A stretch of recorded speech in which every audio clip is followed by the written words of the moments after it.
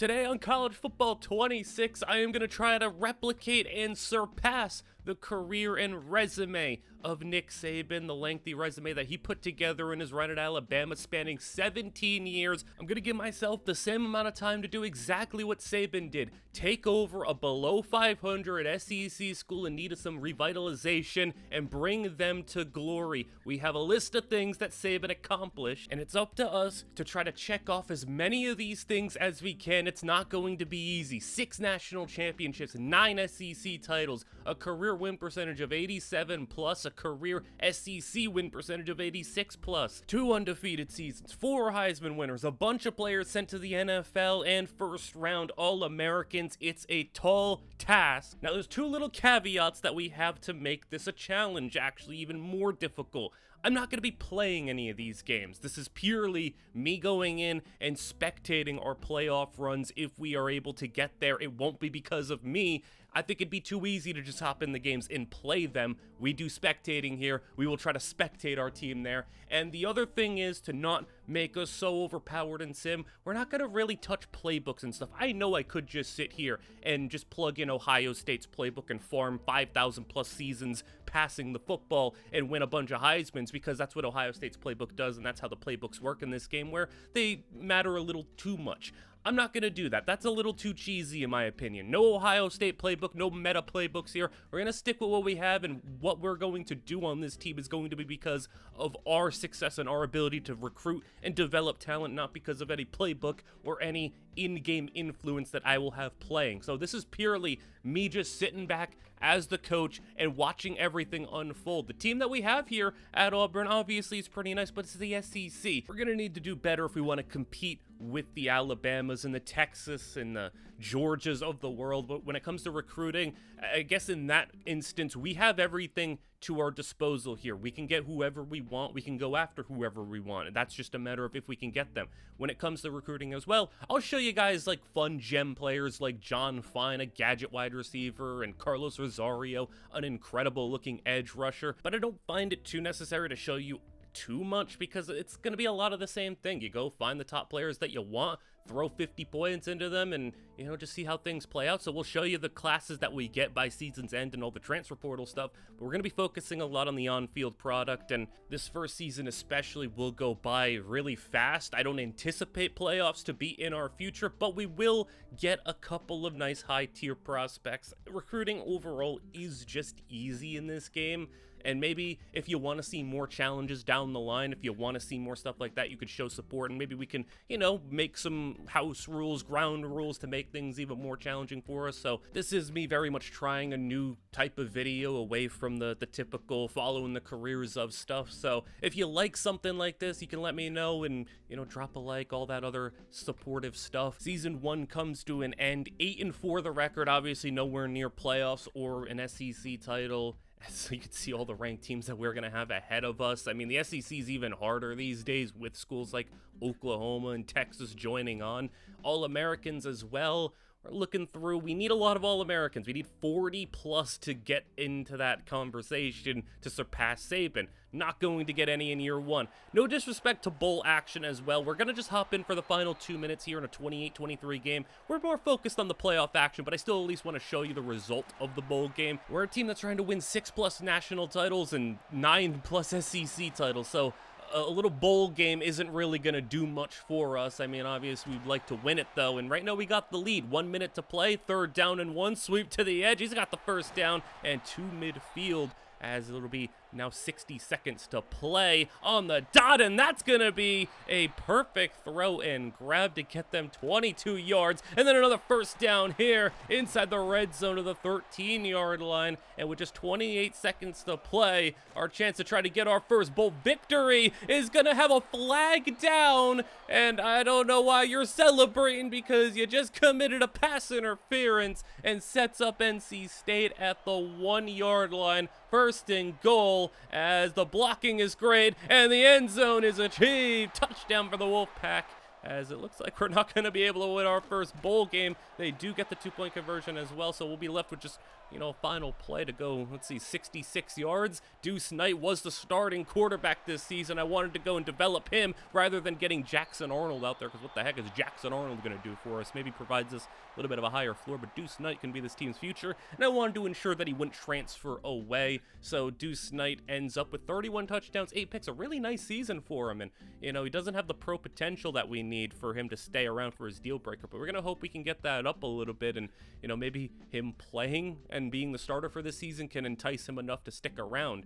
Now for the receiving game, I was really disappointed because Cam Coleman is like the star player on this offense and is amazing. Didn't play every game, but when he did was awesome. Keldrick Falk is a player that I see often in the transfer portal in year one, so I'm a little scared there. And to no surprise, he wants to leave for a championship contending, and we are going to convince him to stay, which is amazing. But for Cam Coleman, unfortunately not. Cam Coleman's like my favorite player on the team, but he's going to be gone. Eric Singleton goes in the second round, so we get our first draft pick on the board. Still got 122 to go. But Carlos Rosario has made it all the way to the end of the season, fighting it out in a battle, and we'll have to see if we can get him in the end, but I'm surprised we were able to get that close. KJ Bolden is an awesome player to have in the transfer portal, interested in us, so definitely going to go after him, and you can see the players that we're going to be targeting here in the transfer portal. A lot of names, so I'm planning on having about maybe 20 to 25 incoming freshmen and then use the rest for transfer portal. As we get to National Signing Day, though, Bray Hubbard ends up coming along, and Carlos Rosario, the absolute monster edge rusher. Part of this video as well is just,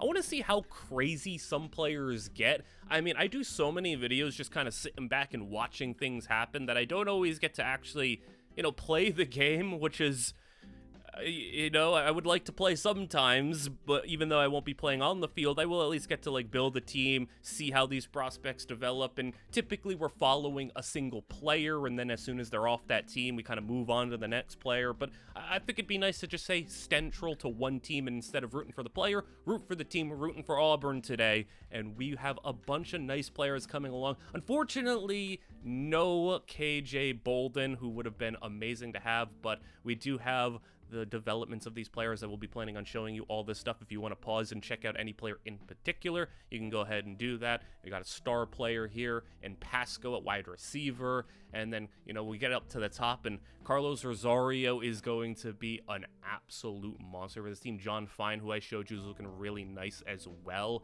as we missed out on Ashton Stamps. For Sean Booker, elite development, but Carlos Rosario also elite. So that's 2 elite edge rushers and the #1 class in the country to start things off, and Deuce Knight sticking around for another season. On top of that, Hardy at running back is going to be coming in from Missouri and being an absolute beast for us. Mario Craver, another transfer portal player, will be a starter. Offensive line's going to need a lot of work, but they're looking at least passable for now. Keldrick Falk, though, 96 overall, and how awesome is it to keep him around? If we would have gotten him and Cam Coleman around, I think we might have had a chance to really be dangerous this year. I still think playoffs is very much possible, though, especially with guys like Bray Hubbard coming in. I also, from time to time, with players like Carlos Rosario, want to go and show you just how much of a monster he is. Elite development, 5-star. I mean, his pass rush moves they got a long way to go, but his run stopping is going to be incredible, and if he can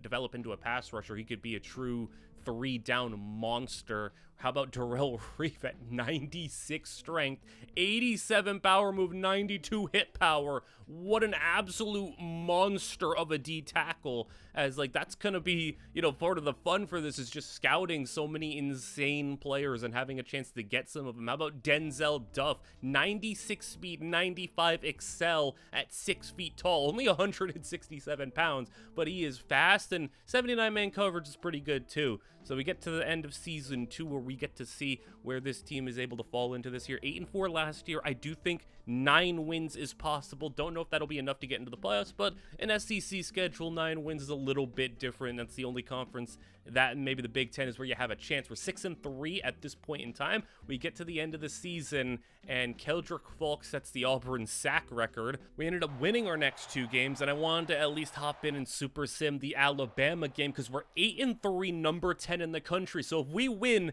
we'll be in the playoffs at 9-3 unless we make the conference championship and lose. But I don't think with 3 losses on the board will be good enough to be in the conference title. But right now it's looking nice, 28-17 on Alabama. They're number 7 in the country, so we could maybe play spoilers to them. We're up by 10 going into the 4th quarter, and another score. That's going to be a 3-score lead, making a 4-score lead, and Alabama is no match for Auburn this year. Now, along the season, you can see Ashton Daniels is playing because Deuce Knight got hurt, so we're kind of stuck right now with our backup quarterback. We were a tiebreaker away from the conference title. Instead, we get playoff action. We finally get to see some in-game play, and that's meaningful to this team. Keldrick Falk makes first-team All-American, so our first All-American on the board. No surprise there. It is Keldrick Falk.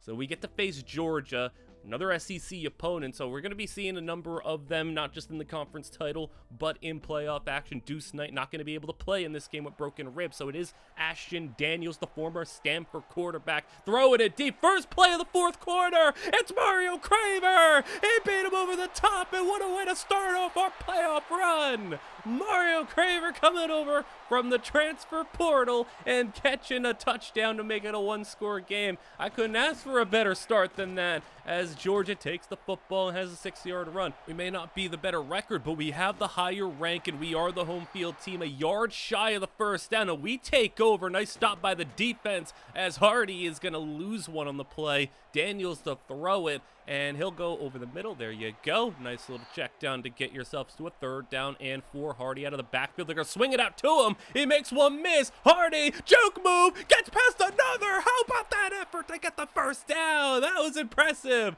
And another portal pickup for this team, helping us out as we get the first down on the outside there to the 40-yard line. First down and 10. We got the momentum on our side. And just when I spoke, it's a pick, and it jumped in front, and he's taking it all the way. Pick 6, Georgia. Felt like we were well on our way to maybe tying this game up and having that 2-score deficit erased, but just like that, that 2-score deficit is right back in our way, and we only got 6 minutes to go. That pass on the outside is going to get 6, 3rd down and 2. As Daniels is going to try to step up, and he's into a sack. Pressure got in from the edge. It got in up the middle, and now 4th down and 7. And this might be your last chance as Daniels is going to have it incomplete. 5 to go, and now we need a turnover or something as Georgia is inside the 5, goal to go. Pop pass to the edge, and he's going to lose yards on the play. As now 3rd down and goal from the 7, throws it short. He's not going to get their 4th and goal from the 3. They're going to kick the field goal for the 3-score lead. Kick is no good, and those far hash marks do mess with some college kickers, and we have ourselves still a faint chance in this one. Under 4 to play, and we got to go 74 yards. Got all of our timeouts still for now. 3rd down and 5. Over the middle, that's going to be incomplete. Daniels is just not that good. We need a quarterback. We need Deuce Knight back, as that's going to be a 1st down, keeping the drive going. 3 minutes to play. Got to go 54 more yards. And there's a nice completion in between a few defenders, as now we're set up at the 34. And Daniels swings it to the outside. There goes Hardy, and Hardy just has a lot of burst as soon as he touched that football. That's now 3rd down and 4. Short. Hardy again. And he's getting involved a lot in the passing game, but he seems to be this offense's best player. As over the strike in the middle of the field. Touchdown. You hit him with a bunch of short stuff, and then you attack him down the seam with a dagger over the middle for a 7-point deficit now, as we have all of our timeouts, and we're going to start burning them here. 2 minutes to play as we get another stop. 3rd down and 7. They're going to throw it as Stockton underneath and stopped in the backfield. We got the ball back. Good field position. Still a timeout in our back pocket, and that pass short's going to be incomplete. Got to go 56 yards as Hardy in motion, clearing out the backfield. They're going to go over the middle, and Craver breaks out of a tackle. Mario Craver, he's gone. One broken tackle. He caught the slant, broke free, and no last line of defense existed for Georgia, and we're going to tie this game up. Two 14-point deficits in this fourth quarter at two separate points, and we're still in it. Georgia trying to extinguish this flame, got 22 yards, and they're at the 47-yard line with just 90 seconds to play. Over the middle, they got it again. 84's got the ball into field goal range just in 2 plays. And Auburn, we're out of timeouts, as they're going to get 10 yards, and they're going to be able to run this clock down. They missed the field goal already. Can they miss another one to help us go to overtime? They're going to get it down, and this one a little further out, but it is good.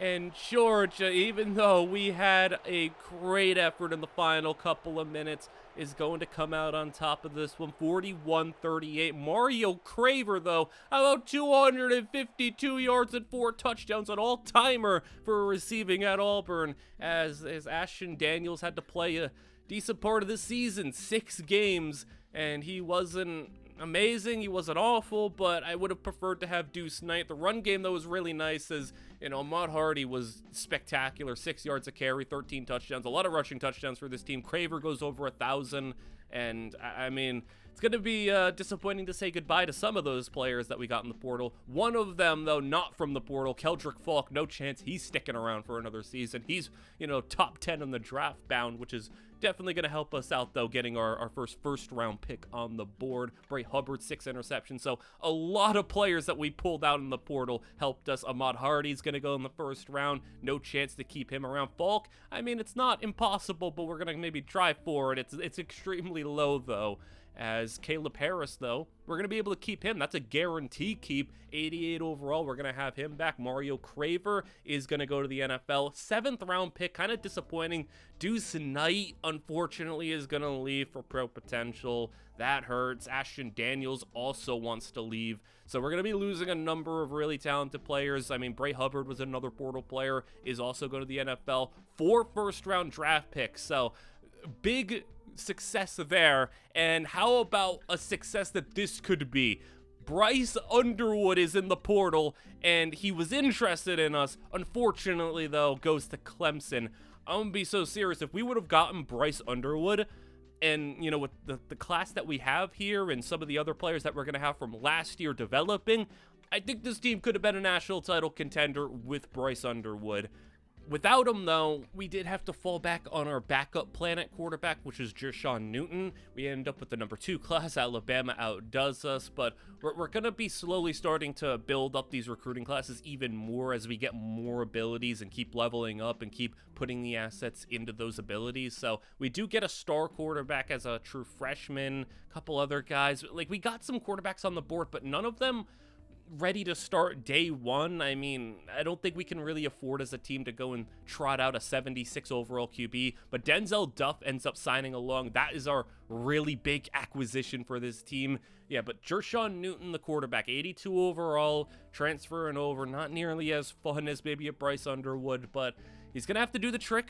And John Fine, how about one of our bigger jumps this year, a plus 10 overall. He was a gem. He was a player that I really liked, and he's going to be a starting receiver this year for us. So we're already getting to see some of the impact of these freshmen. The offensive line also much better this year. All of the guys above an 80 overall, and it's going to be a lot cleaner. How about Carlos Rosario, the prize of last year's recruiting class? Elite development. His pass rushing still far from great, but run stopping, he's already nearly at an elite level, maybe is at an elite level for an edge rusher, so he's going to be looking great. Defensive tackle, how about 390 plus is what Coach Boost. When it came to the Coach Boost too, I very much emphasized trying to raise the floor of this team early on, getting those wins and not maybe getting too many losses before you get good. Because remember, Nick Saban only lost 29 games at Alabama. You go the first 2 seasons and maybe go 6-6, 7-5. I mean, that's already like a decent chunk of the amount of losses you can afford to take. So I tried to raise the floor of this team, did a lot of strategy stuff, and made sure we got a lot of boost. Coming to the end of this season, we're in the Iron Bowl, 9-2. This one's a big one. Alabama is trying to keep us out of the playoffs, and I don't know if SEC title is exactly available to us at 2 losses, but we're going to be up 21-3 at half. Regardless of if the SEC title is within grasp at this record, we need this win to get into the playoffs. We can't really afford too many seasons outside the playoffs. We got the first season, that's fine, but it's looking like it's going to be okay. 38-3, we're dominating Alabama. So back-to-back years, pretty dominant victories over our rivals. So that's going to be maybe another subtle part of this, is trying to win that Iron Bowl rivalry. Once again, we didn't make the conference championship. 6-2, couple of tiebreakers. Alabama does make it in, which we would have had the tiebreaker over them, but I'm pretty sure they had the tiebreaker over the other team ahead of us. So it was like a 3-way tiebreaker. We didn't get in. Unfortunate. All-Americans not looking too great for us either, but we are in the playoffs. So 6th seed taking on Boise State and looking for our first playoff win of the video and trying to maybe get on a run here. I said if we had Bryce Underwood, that I think we could make a run to the national title. Can we do it with Jershawn Newton? Boise down by 7. Pass is going to be caught for a first down. They're at the 30-yard line, so not too far away from a tie. Here's the read option. Is going to have him breaking a tackle. And look at that run. Gain of 14 as they're in the red zone now. Handoff right up the middle. Spin move, and he'll get 5. As now 3rd down and 6 approaches over the middle, slant route. He's trying to reach for it. He's still 2 yards shy of the goal line. Backed them up on 1st down and goal. Now 2nd and goal, touchdown. Boise State has tied things up. And that would be one heck of an upset if we come out here at home and lose to Boise State. We are the favorites. We're the higher seed. We're the more talented team. We have every advantage right now as Jershawn Newton just sails that ball. We go 3 and out. Boise with the football back, and the defense maybe needs to be the ones to help us out this time. And look at St. Clair on the run. It might be a bit of a problem. Maybe you should try to spy him a little bit. Is that pass on the outside? What is number 6 doing? You got to go and make that tackle. Okay, now they're at the 28-yard line. St. Clair to the air. That pass intercepted. Okay, defense, take it all the way. He's going to be outrunning the rest of the Boise State offense, and we needed that one badly. He's gone. Touchdown. And Auburn with Champ Anthony, pick 6, and we got the lead with this offense who was, they've had 1 possession so far. They went 3 and out. It's been the defense out there. I can't really fault them for allowing some first downs. They're probably tired as heck because they've just been on the field relentlessly. As Boise the outside, that pass caught for a first down. 2 minutes to go to survive this one. Run up the middle. He's got another first down. Like I said, I think it's just at the point where this defense is tired. They've been on the field the entire 4th quarter. As now we're down to 1:25 to play from the 33. St. Clair over the middle. That's a great tight window throw. And now at the 22. He's getting hit as he's throwing, but he got that off. St. Clair is standing in there and taking some shots, but he's delivering. 60 seconds to go as that's caught at the 3. 32 seconds. 3 yards out. St. Clair, he's sacked. And now 3rd down and 8. And they're out of timeouts. And he gets brought down again. No gain. And they're hurrying back to the line. Playoffs on the line. 20 seconds to go. St. Clair got everyone set. Last play. He's looking. He's throwing over the middle. It's caught. Touchdown. Are you kidding me? Extra point is good. A 17-play drive. Yeah, the defense shouldn't have allowed that, but man, the offense, just stay on the field a little bit. They just couldn't get on the field at all as they are going to have the football first, and we're looking at a situation where we could go 3 and out again, at least a 3 and out. Here's a field goal, but we'd like to get something. Newton gets sacked. We lost yards on that drive. Field goal. Kick is good. Everything is in the favor of Boise State right now. That pick 6 been our only thing. Look at St. Clair, breaks out of a sack, and it's incomplete, but even still saves so many yards on that play. Handoff, and that run. First down again. 16-yard line as Boise. Blitz sent in, and finally the blitz gets in, and he goes down.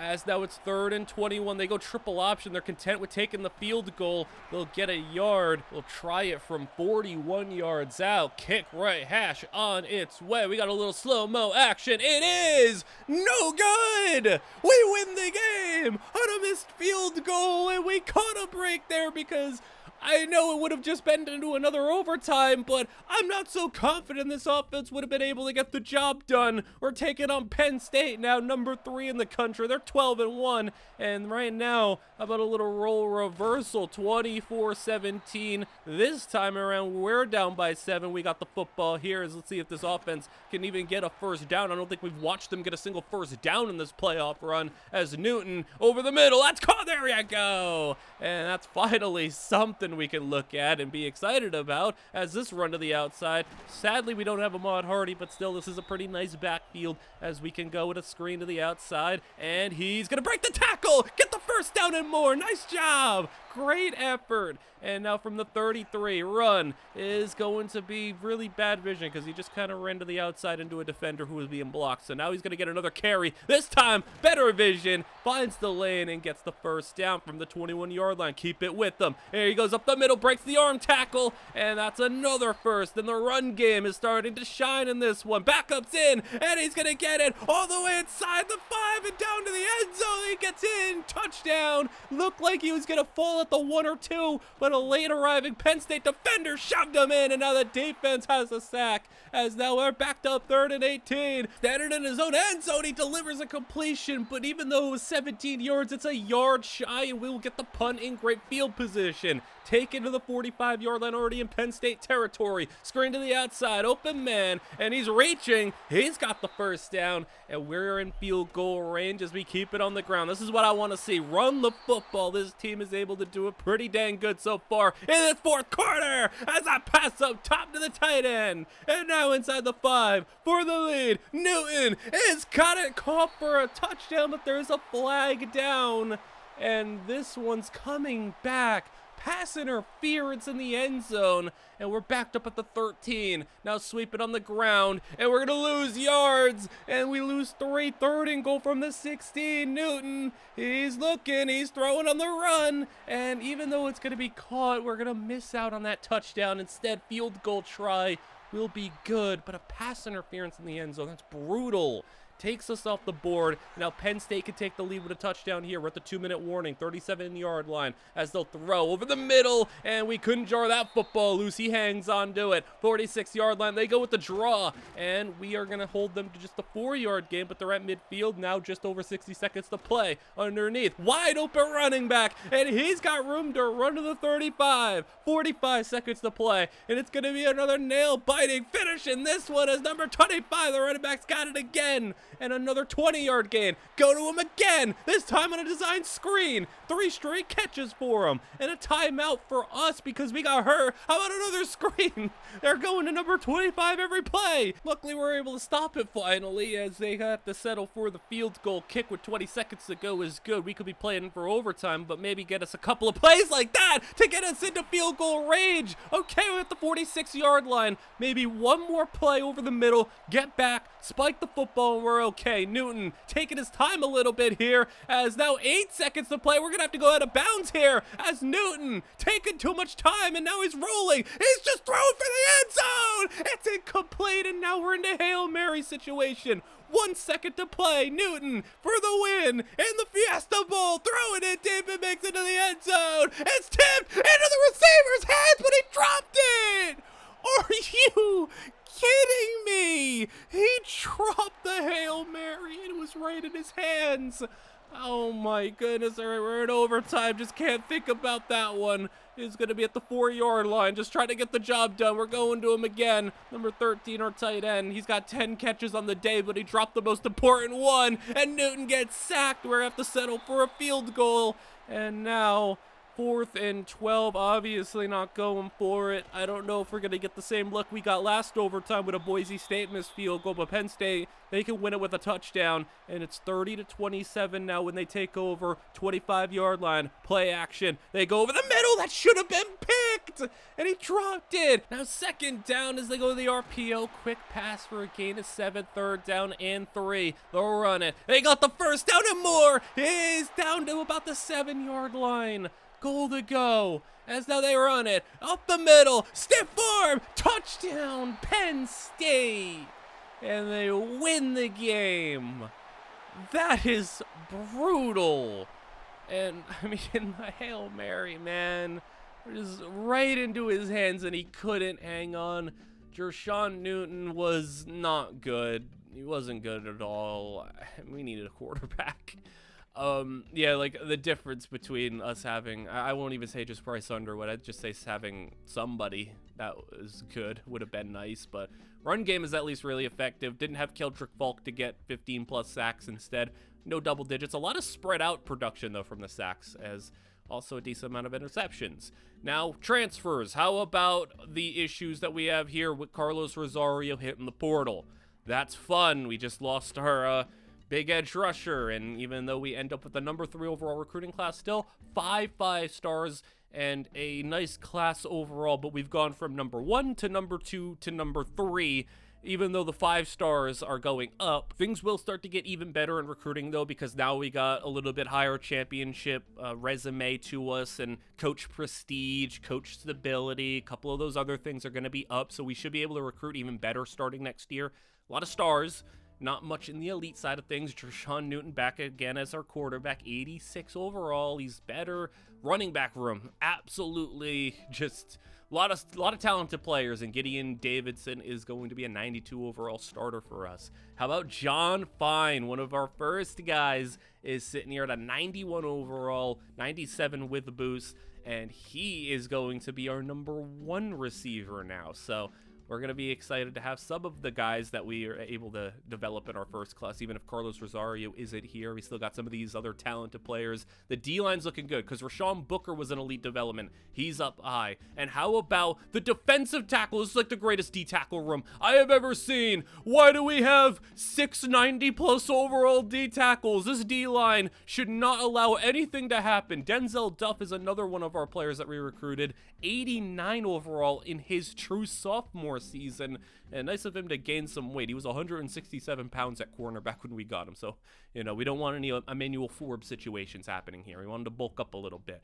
but the D-line is unbelievable. Like it is nuts how we have that many good D tackles. I'm going to try to utilize all of them. And how about one of the best quarterbacks I have seen? This guy could change everything for us. That was 98 throw power with 86 speed and accuracy. And now we're in our first SEC championship. It's been a great year. 11-1. We're ascending and our defense is spectacular. How about, did you see that? It was like 168 points allowed. And the first play that we watched in the SEC title game, D-line causes a hit and a pick, and it's going to be taken all the way. Touchdown. That's the second time we've had the first play touchdown when we hop in, as what a job from the D-line to get in there, and Diaz had the right place, right time, and got involved, and that's going to be another sack for the D-line. Okay, yeah, I can already assure you, this D-line with, what, 690 plus D tackles and 390 plus edge rushers, yeah, we're not going to be allowing anything. Just throw a 4 or 5 man front out there and they're not going to be able to do anything. Jershawn Newton, you just need to not stink. He throws on the run. That stunk, but you know what, just give it to our defense because the blitz comes in. And look at Bryce Diaz. He got the pick 6 and now he got the sack. He's looking to be a monster this game, as he's our linebacker, but he's looking like he's playing all over the field right now. Look at the sack again. Carlos Rosario, you wanted to leave us? You wanted to leave this team, leave this D-line. Yeah, well, we don't need you. As now Jershawn Newton, he's going to get sacked. Okay, but we got 7 sacks as a team. That's insane. So even if our offense can't do much, they're going to settle for a field goal. But I mean, if we're holding our opponents to under 20 points, yeah, I think we can go ahead and beat anybody in the country, as this run up the middle is going to get them a nice carry. I mean, just also keep in mind, we're already a couple of years in. We don't have any SEC titles, and we have to win 9 in 17 years. That's already most years that we'll have to be an SEC champion, as we're getting more sacks, more pressure. It's 4th and 22 as this pass up in the air. How about an interception? As, yeah, we're running away with this when our defense might be just too good. But yeah, like I said, man, like 9 SEC titles. We're already a couple of years in with 0. This one looks like it will be our first if we keep playing how we're playing. But we need to really like go on a little bit of a run, a little bit of a streak here at some point if we're going to want to equal or surpass, because it's not just about wanting to equal. We want to surpass, meaning we want 10 SEC titles, which is going to be ridiculous.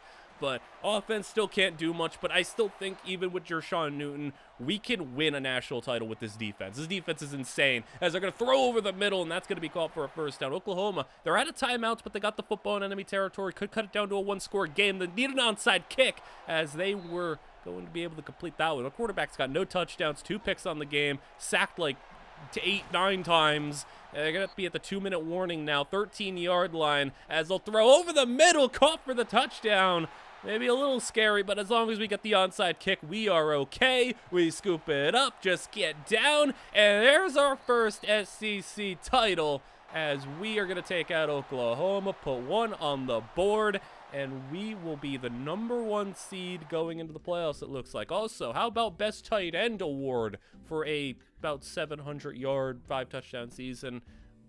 Okay, sure, we'll take it. We'll take it. I mean, maybe there should be some better tight end performances in the country than that, but 2 first-team All-Americans, so add those to the board. And on top of that, how about Deuce Knight making All-American for Oregon? And also, I see you down there, Carlos Rosario at Miami made it as well. So we're still missing him a little bit, but you know what? This D-line's still incredible. We're taking on SMU, and we're simming through this game, and you know, we don't watch the fourth quarter as if it's not worth watching. If we're blowing them out, there's no point in watching. And right now, 28-0 at half, and SMU can't score. It's 35-0. It's 42-0. SMU can't score. His defense is too good, and it's a shutout. 42-0 in the playoffs. Yeah, this defense is serious. And we are on to UNC in the semifinals, as it's the #1 team versus the #4 team. Now, it's a lot closer this time around, 21-17. I expect the offense to be the only thing really holding us back, though. It's the defense I am not worried about, as they are going to have a completion to the outside, as UNC to the 32-yard line is going to throw it underneath, caught, and he'll spin ahead for a gain of 8, but it won't be enough for a first down. 4th down and 2, they go for it, and they actually get it. Nice run, very well blocked, and now with an opportunity to take the lead, blitz it in, and once again, the pressure does its job, as it's 3rd and 13 from the 14, pass is caught, could have been picked, he breaks the tackle, gets to the 6, they're going for it, and for the lead is the pressure, he's down, sacked again, and they got no sacks, we got 5, and that's been the difference, it looks like, as we got the football now, and it seems like this is the strategy for this team. Let the pressure go crazy, and then when we get the football back, run it. We didn't run it there, and, well, we go down. 3rd and 19, the situation. Newton, he doesn't know how to handle pressure, but now it's going to be under 4 minutes to play. North Carolina threatening to go 3 and out, and that's going to be another sack. Defense incredible. Now the punt, it's going to be blocked. We blocked the punt, and the special teams comes up big. A blocked punt, and we got the football in the red zone. Newton inside the 10, sliding to the 7, as now the run game for the 2-score lead, touchdown. And the pressure and the block punt. We jump ahead to under a minute to play. UNC still down by 2 scores. Pass up in the air, incomplete.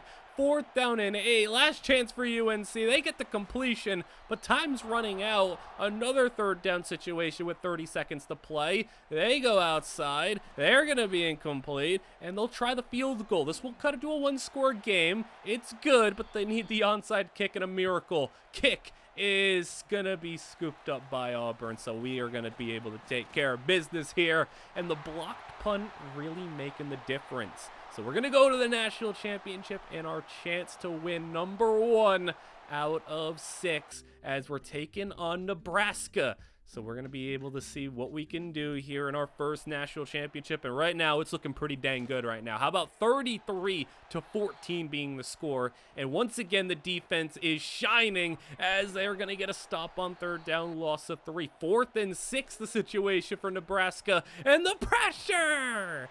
I know the sacks are ridiculous, but when you take a look at what this D-line has, how do you block this much talent? Newton over the middle, caught, and it's a touchdown! Looking like it's not going to be a dramatic national championship, but Nebraska with one more opportunity, intercepted. 40-14, and the football back. The national championship #1 on the video is coming to Auburn. Took us a couple of years and we won it with kind of a stinker quarterback, but that is national championship #1.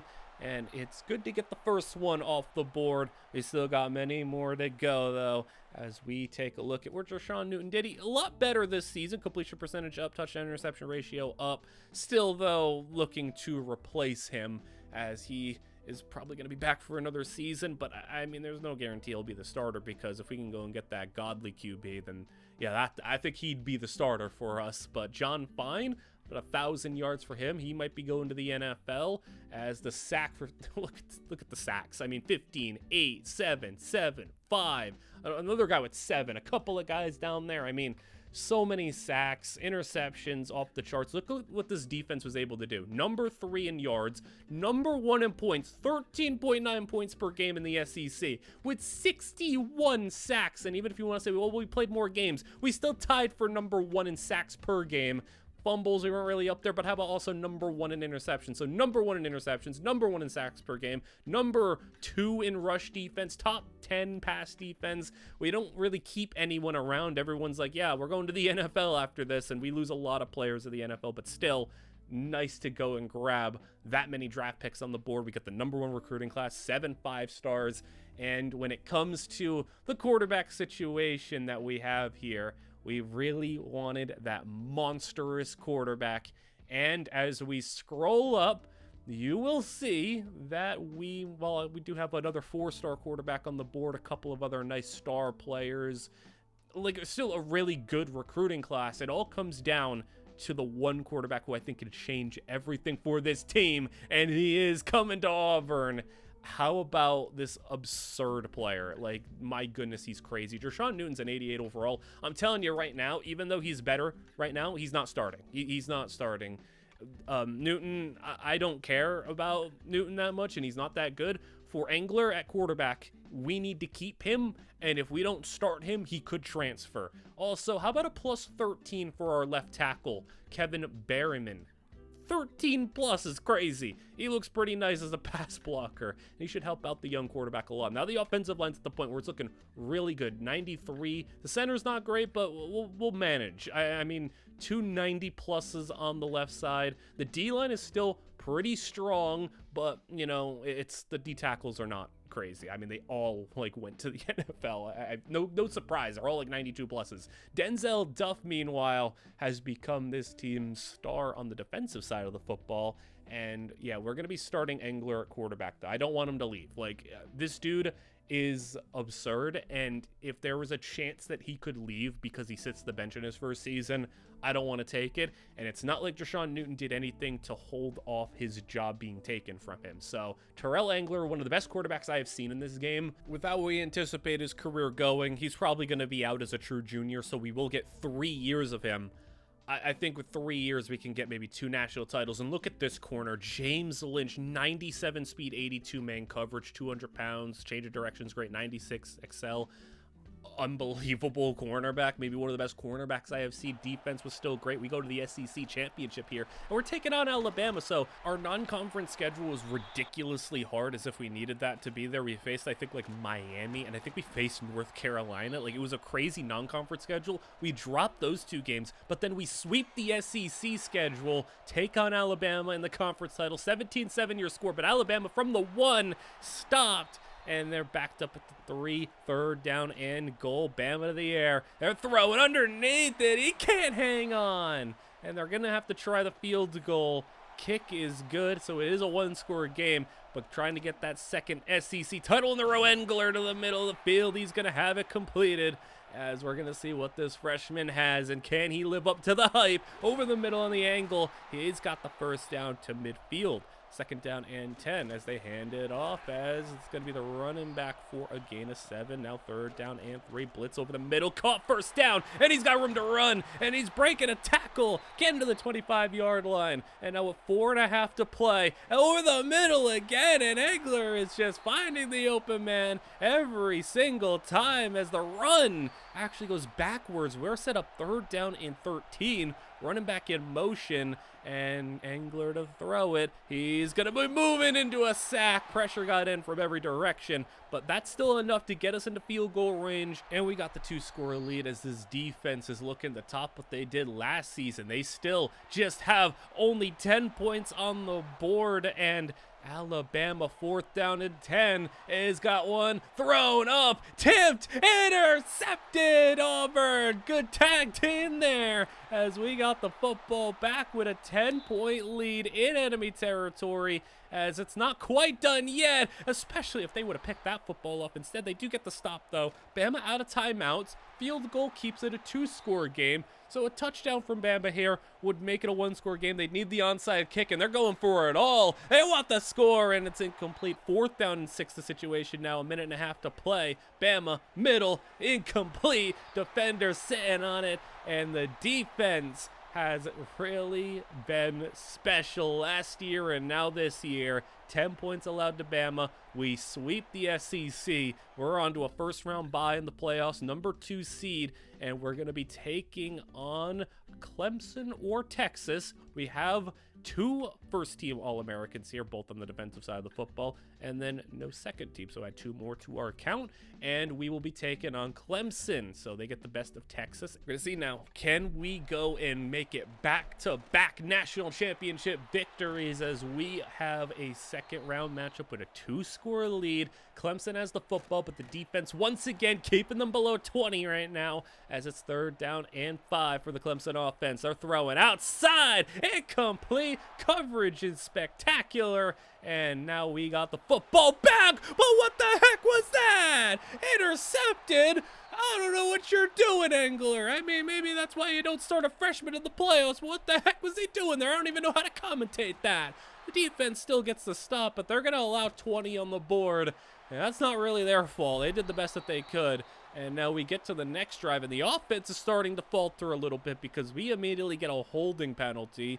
Back us up, get us to a second down and 15 on the run, and we'll get the penalty yards back, but it'll be third down and 9, so we'll get Engler on the screen. He goes to the running back, but not going to get the first down, so I mean, a turnover and then a bad flag to set us back. And now Clemson, door is wide open for them to tie this game. Already in our territory as they'll swing one out to the running back who's got a lot of room to run. And he's got 8 yards on the play. They'll call it 8. Now third down and 3. Quick pass to the outside and an open man for the first down. We sent the blitz and they beat it. Now how about we send another one? Pressure getting in. And they complete it again. So they're beating the blitz pretty effectively. The front seven just isn't as strong as it was last year, but now an incomplete pass on second down turns to third down and 10 as they got time, and he's going to try to scramble for it. Doesn't come all that close. It'll be fourth down and 5. They go for it, and they're going to go to the end zone. Touchdown. Clemson now for the tie. 2-point conversion. Hit as he's throwing. He gets the catch, but 2 guys are there. They make the tackle.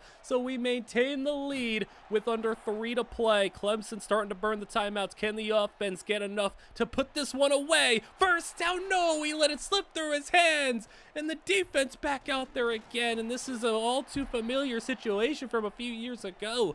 Defense just living on the field, and we're asking maybe a little too much of them, but it's fourth down and 1, and they can get off the field here. Run play. He's got the first, and he slips through. Nice run. And now 1:20 to go. Clemson inching closer to field goal range. They complete that pass to the edge, and he'll get just 3. 41-yard line. This would be a long kick if they can't get anything here. And then, whoa, nice swat. They're going to try it from 58 for the lead. Kick is no good.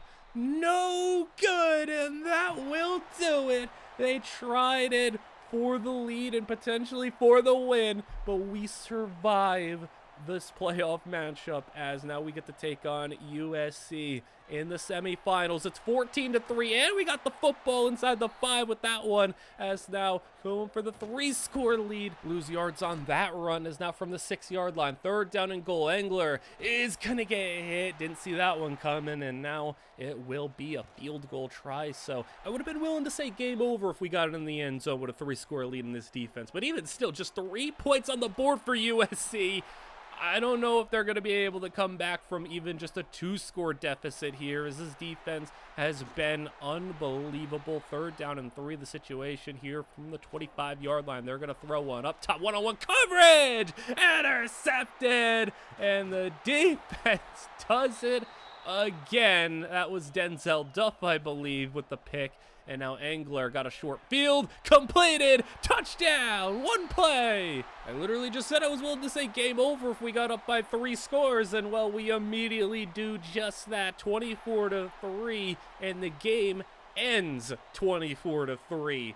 So we are on to a national championship once more, and can we get 2 in a row? This one's a close one, 20-16 on Notre Dame, as Notre Dame's got the football, and they are going to have it at midfield. They go to read option, and they're going to have the run for a nice gain of 20 on the play. Move to 3rd down and 7 from the 26, as they're going to complete that pass. Field goal would make it a 1-point game, so you might be considering going for it depending on if that situation pops up, but we won't have to worry about it. Notre Dame, touchdown. Might be the first time in forever since this offense has actually had to overcome a deficit, as Engler loses 4 on the play. It's under 7 to go. 3rd down and 13. Screen caught short of the marker, and there's a flag, so bad all around. Pass interference, so I mean they're going to decline it. We'll punt the football away, and we're going to have to hope this defense can come up with another big play to carry us to victory,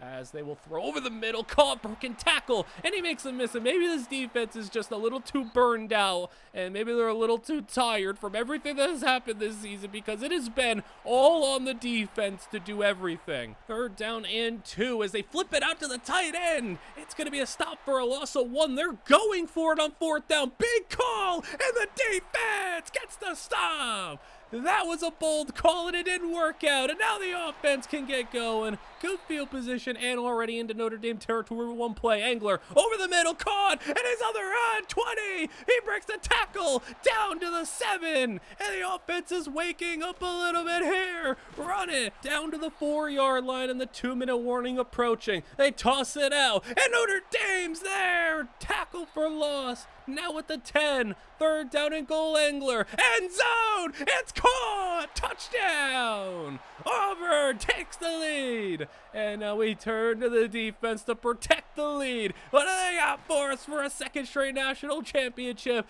As Notre Dame to the air, over the middle, that's going to be broken up. Linebacker got a hand in there. 4th down and 10, and for the game potentially, Notre Dame, the Irish keep it alive.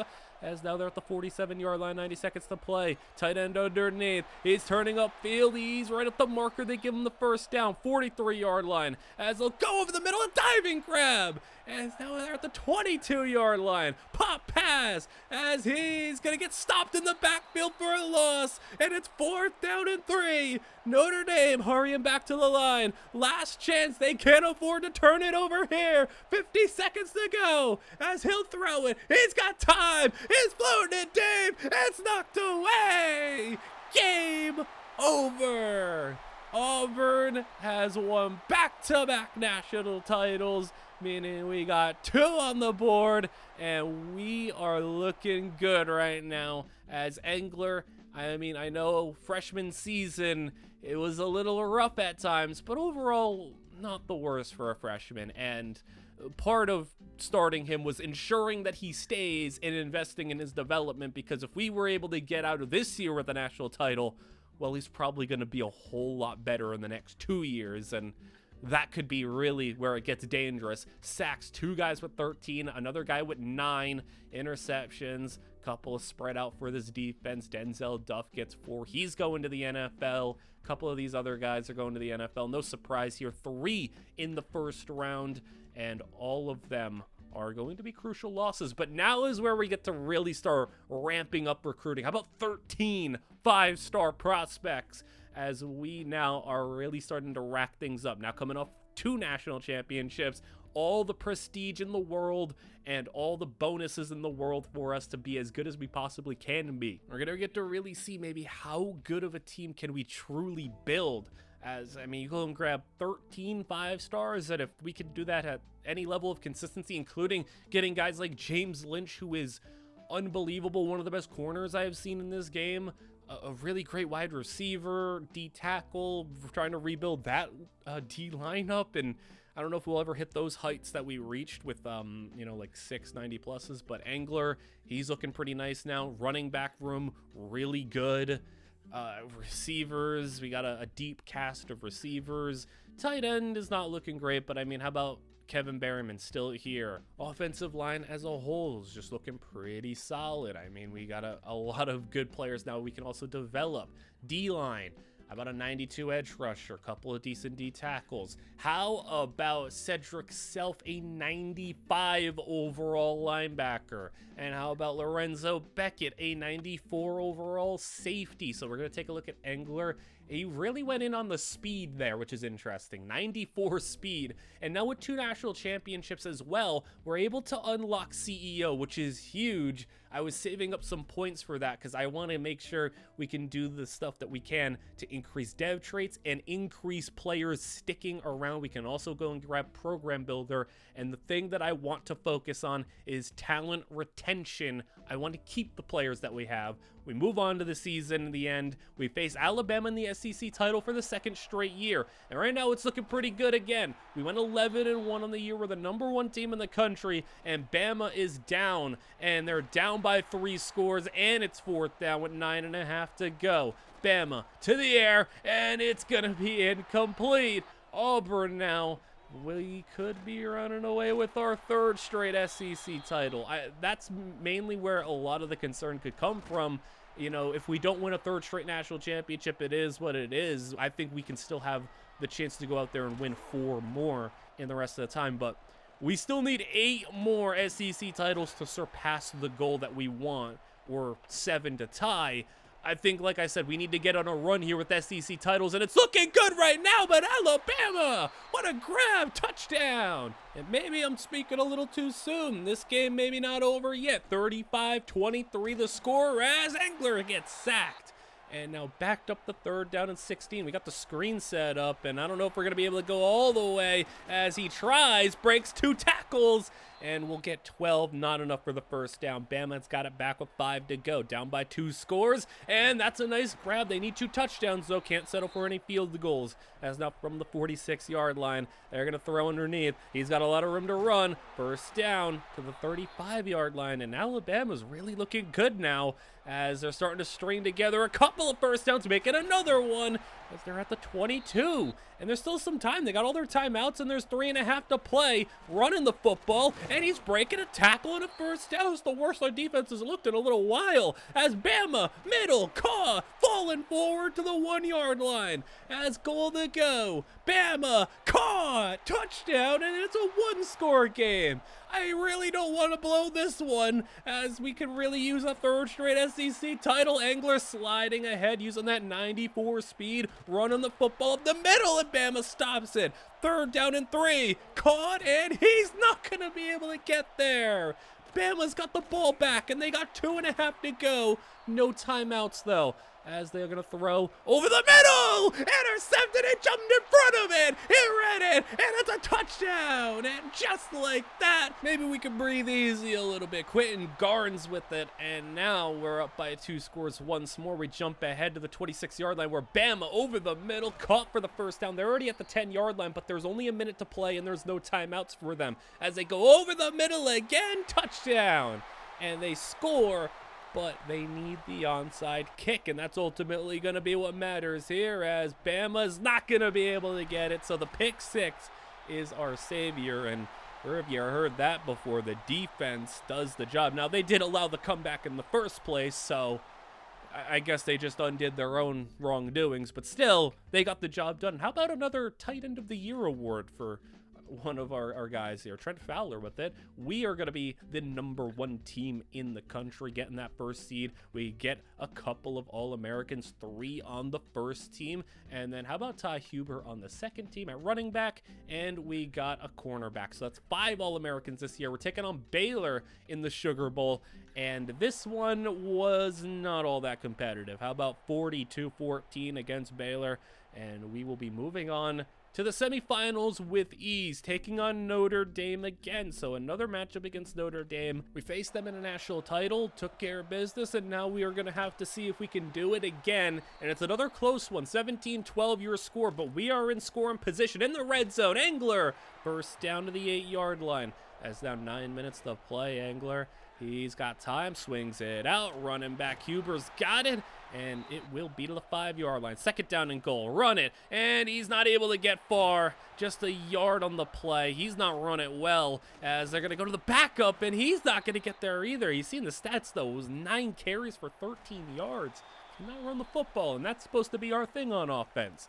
As we do kick the field goal through the uprights, and it'll be an 8-point lead, but Notre Dame, they play us tough, and see if they could actually pull this one off this year, as they are going to get the first down. Same quarterback, Felix Johns. He was a quarterback I actually tried to recruit a few years ago. He was a 5-star prospect. Weren't able to get him, but Notre Dame now, he's led them to almost a chance at a second national title appearance, but Auburn's defense gets the stop, and maybe he just can't crack the code that is this defense. As Nolan Law, the other running back, he's had a little bit better of a day. Now going back to Huber, first down, and his best run, that just doubled his yards total. Now we're going to go to screen outside, and not going to happen. Third down and 11. As we have the backup quarterback in, so I think Engler got hurt. I don't know who that dude is, but Engler out, and now we go 4th and inches. We punt it. I would have loved to go for it there. I mean, if you've seen at the start of the video, I turned my aggression up to 100%. I want to be as aggressive as possible and go for it, as that ball's on the ground, and that was on the ground for a little while, and Auburn jumps on it. Fumble now. How are we just continuing to win in all these ways on defense? As it's not game over yet, but it might just be if we get the 2-score lead here, and it's looking good. Engler's back in, so I guess no harm done. Pass is going to be caught short. 4th down and 1. This one I'm fine not going for. Let's kick the field goal, get ourselves a 2-score lead, and make Notre Dame have to pull out a miracle if they're going to want to win this one. Defense, you can allow them to complete whatever they want. I mean, they're going to need an onside kick regardless. So outside, well, I guess not. It's going to be a pick. His defense year after year is just so special, as we win this one 23-12. And how about our chance at some history here? How about a three-peat? Can we take down Michigan and three-peat? As we are up 23-16, but Michigan has the football to start the 4th quarter. They're going to have it at the 28-yard line, read option, and they're not going to get there, as it'll be 4th down. They're going for it, not kicking the field goal. An aggressive call here, and they're taking the shot to the end zone, and they got it! Touchdown! And I guess if you want to win a national title, you got to make bold decisions like that. Could have kicked the field goal to cut into a 4-point game. Not only do you go for it, you take an end zone shot. As now Engler outside in the backfield, it's going to be a pass for Huber in the first down. 7 minutes to play in a tie game, going to Huber on the edge, and he's tackled for a loss. Loss of 2, 3rd down and 5. Play action. Engler pressured, and in the interior, it's a sack. Great punt sets them back inside their own 5-yard line, but they're quickly going to get out of there with a run. A gain of 16. They're running back almost at 100 yards, as now the pressure from our D-line gets in there. 3rd and 16. As they will throw it. He's rolling, but not going to be fast enough. We sent our 95 overall middle linebacker on the blitz, and now, well, Michigan, their defense is pretty dang good too, so they're going to get the sack. They're going to throw underneath, though, as Engler is completing the screen for a gain of 7. It's a long field goal try. I don't know about this one. This is 59 yards almost as the kick. It's no good. And with just under 4 minutes to play, This 58.5-yard kick is no good. And now Michigan has it in great field position, and they're running back. First down and more. Gain of 17. He's up over 100. We're going to continue to ride him to success as he's got another nice gain. Make it 3rd down and 2. Run it again. He's stonewalled. And Cedric Self, 95 overall linebacker, does the job. Field goal good. As now we're down by 3, and our chance at a three-peat slipping away as that pass for 2. 3rd down and 8. Engler at the 2-minute warning. Throwing it deep, and it's going to be broken up. 4th down and 8. Engler to the air. He's looking. He's got a man. It's short of the line, and he's not going to get there. We have our timeouts, but Michigan has got a 3rd down and 7. Game on the line, and Michigan's got it. We lose the national title, and our three-peat opportunity is gone. That is not going to be 3 out of 6. We're going to stay at 2. Engler, a much better season, 5 more completion percentage, 7 less interceptions, up the touchdowns. Overall was better, but man, that hurts. I thought the team was looking pretty unstoppable, especially on the defensive side of the football, and especially when we go and have 2 1,000-yard rushers and 3 double-digit touchdown rushers. It's not even like the offense was bad. I mean, look at the numbers here. This is insane. How many rushing touchdowns is that? It's like 40-plus rushing touchdowns for this team and over 2,500 rushing yards. So the defense was great. The run game was great. I guess you can look at the passing game and say it could have been better, but Michigan was just a really good team that we ran into. So that's just unfortunate. And we didn't get as many sacks as we usually do. No double-digit guys. And we didn't force as many turnovers. So the defense was great, but we just didn't, I guess, make those big splash plays as much. But yeah, we're going to make sure we get better persuade attempts, more persuade attempts, second opportunities on persuade attempts. We want to make sure we keep the talent. We are able to keep not many, but we lose our top running backs. They go to the NFL. Got a couple more first-round players going in. And how about replacing them, though, with another 15 5-star players? So we're able to reload. But when you're a good team like this, I know we are able to recruit 15 5-stars, but trust me, there are seasons where we only end up getting to keep maybe like half of them because none of the true freshmen are going to be typically good enough to start, and so they sit the bench, and then they just want to transfer because they want to play. And you know, it's a stacked room, it's a crowded room, and you know, sometimes we get a big stack of positions, like cornerback we've been stacking up on. We do get a gem quarterback too at 5-star, so that's going to be huge for us. But I mean, we end up racking up a lot of players, and they just end up transferring. That's why I went all in on the persuasion to try to keep as many as I can, but doesn't always happen for us. Engler going into his final season, how about 99 maxed out power? So I mean, just off pure power and athleticism and speed and everything, he's incredible. Accuracy, never hit those types of highs. He just ended up focusing on just being the best athlete, so I guess he's going to be ready for the NFL. But running back room still going to be nice. We got a 94 overall back, and then at receiver still got a nice couple of guys. Tight end has been a little bit of a struggle to get talented guys, but oddly enough, it's been the position we've been able to produce the most award winners at, so it is what it is, I guess. It's working out. Nate Connor at defensive tackle is looking insane. 93 overall, great run stopper, can rush the passer, about 84 speed and 91 excel at 300 pounds. I mean, yeah, that's terrifying. What do you even comp him to? And then you got Dante Leonard, another good linebacker. We lost out on our 95 overall. He went to the NFL, but now our 94 overall on this side to go and replace him. He looks to be amazing. Cornerback, like I said, we got a lot of good ones. I mean, we also brought in like 2 or 3 freshman guys who are 5-stars, so we're going to be stacked there. Safety, how about a plus 12 from our free safety? He's a freshman who's going to be a 90 overall, and we're taking on Texas in the SEC championship. So at the very least, we can go and maybe win our 4th straight SEC title. Texas down 28-14 as that pass to the outside caught. They're in the red zone pretty early on here. 8 minutes to go as pressure in. And what do you know? A sack for the defense. Their third of the game, as now 3rd and 15. That pass high, snagged, short, and they will kick the field goal. I do not like that decision. You're still down by 2 scores, and you had just 2 yards to go inside the 10-yard line. I don't like that one, but we'll take it.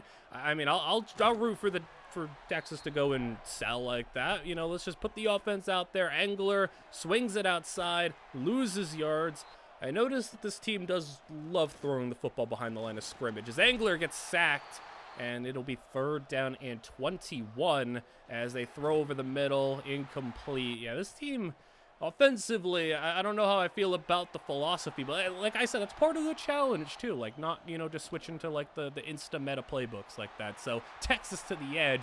Pass is going to be to the 12-yard line. Now 4 minutes to play as Longhorns outside, caught, and he'll get nothing on the play. 11-yard line. 4 minutes as he gets hit, and a pass is going to be off his lineman. They'll go for the field goal again, so maybe this is how you go and make the comeback here. You trust your defense, you kick 2 field goals. It is a 1-score game, but you need a stop, and I would really hope we could just run the football. There you go. First down and more. Gain of 12 as now we're down to 2.5. Texas going to have to start using timeouts. He's reaching. Nice job getting the first down. Longhorns down to 1. And we are going to get the first down again. One more can do it as Engler, incomplete, swat at the line. And now 3rd and 11. Throw is over everybody's head. We didn't even take it to the 2-minute warning. We just kept throwing and it failed. And now Texas, they can make the comeback here and send this to overtime. 1:20 to go. He's going to scramble for the first down, and he's in enemy territory. From the 46, 3rd down and 8. We send an extra rusher, and he's going to scramble wide open up the middle to the 30. Back to the line, 42 seconds to play as he's taking the shot over the middle, and a gain of 19 at the 11. 30 seconds to play. Texas got to get rid of it. He can't. He's sacked. Now back to the line with 21 to play. As he's looking, he's throwing. Outside, it's caught, and a gain of 17. 4th and 2. Title on the line, end zone. It's broken open. Auburn survives, and the defense comes up clutch. I mean, not only is this defense talented, they are pretty dang clutch. We have a chance at a rematch. We end up coming 2nd in Heisman. Remember, we don't have any Heismans on the board because Penn State put out a 99 overall quarterback. Look at this monster. What is this dude? 97 speed, 99 excel. This is not a quarterback. What in the world is this guy? Okay, well, we lost the Heisman because they had a legitimate god at quarterback at Penn State. But yeah, like, one of the things we haven't been able to do is win a Heisman yet, and 4 is the benchmark to hit for Nick Saban's career as we take on Florida State. So we avoid Texas. Cool, I'm happy with that because Florida State was a lot easier of a showdown. How about 49-17 being the score? But I mean, man, I don't know. I think Heisman's going to be the tough one to really get. And how about another matchup against Notre Dame? So it's kind of become a bit of a playoff rivalry here, but it's been one-sided up until this point. We have control on it. We've beaten them the last 2 times.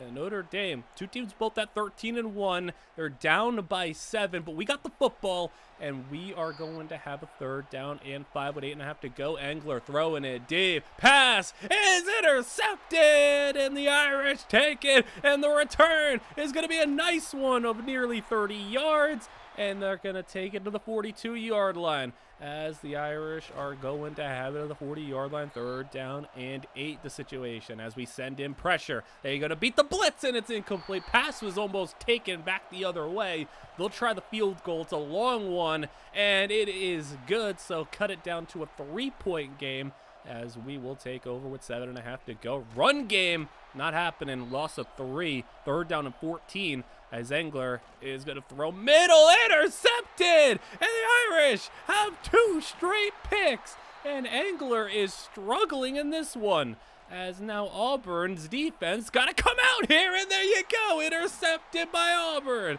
22 had a chance at one the last drive. He was the one who jumped the curl and almost took it the other way. He gets one on this drive, and now the offense, can we not turn the football over this time as Engler, middle, wide open man, And there you go to the 23-yard gain. Now in enemy territory, 2nd down and 6. Slant route is right at the line. They call it a 1st down. We'll take that. 5 to go. Run the football to the edge. Not able to get yards. He loses 3. 3rd down and 14. Play action. And over the middle, just sailed that ball. Notre Dame takes over, and they got to go 81 yards if they want the lead, but not quite as much if they want the tie. Right now, they're sitting at 3rd down and 8, though, as he's going to roll. Throwing deep on the run. It's going to be just a little behind his receiver. That one had a chance, but instead we'll take over. That ball's tipped and intercepted. Number 3 of the 4th quarter. Engler having a meltdown right now. And Notre Dame's got the opportunity again, as now it's 3rd down and 8 again.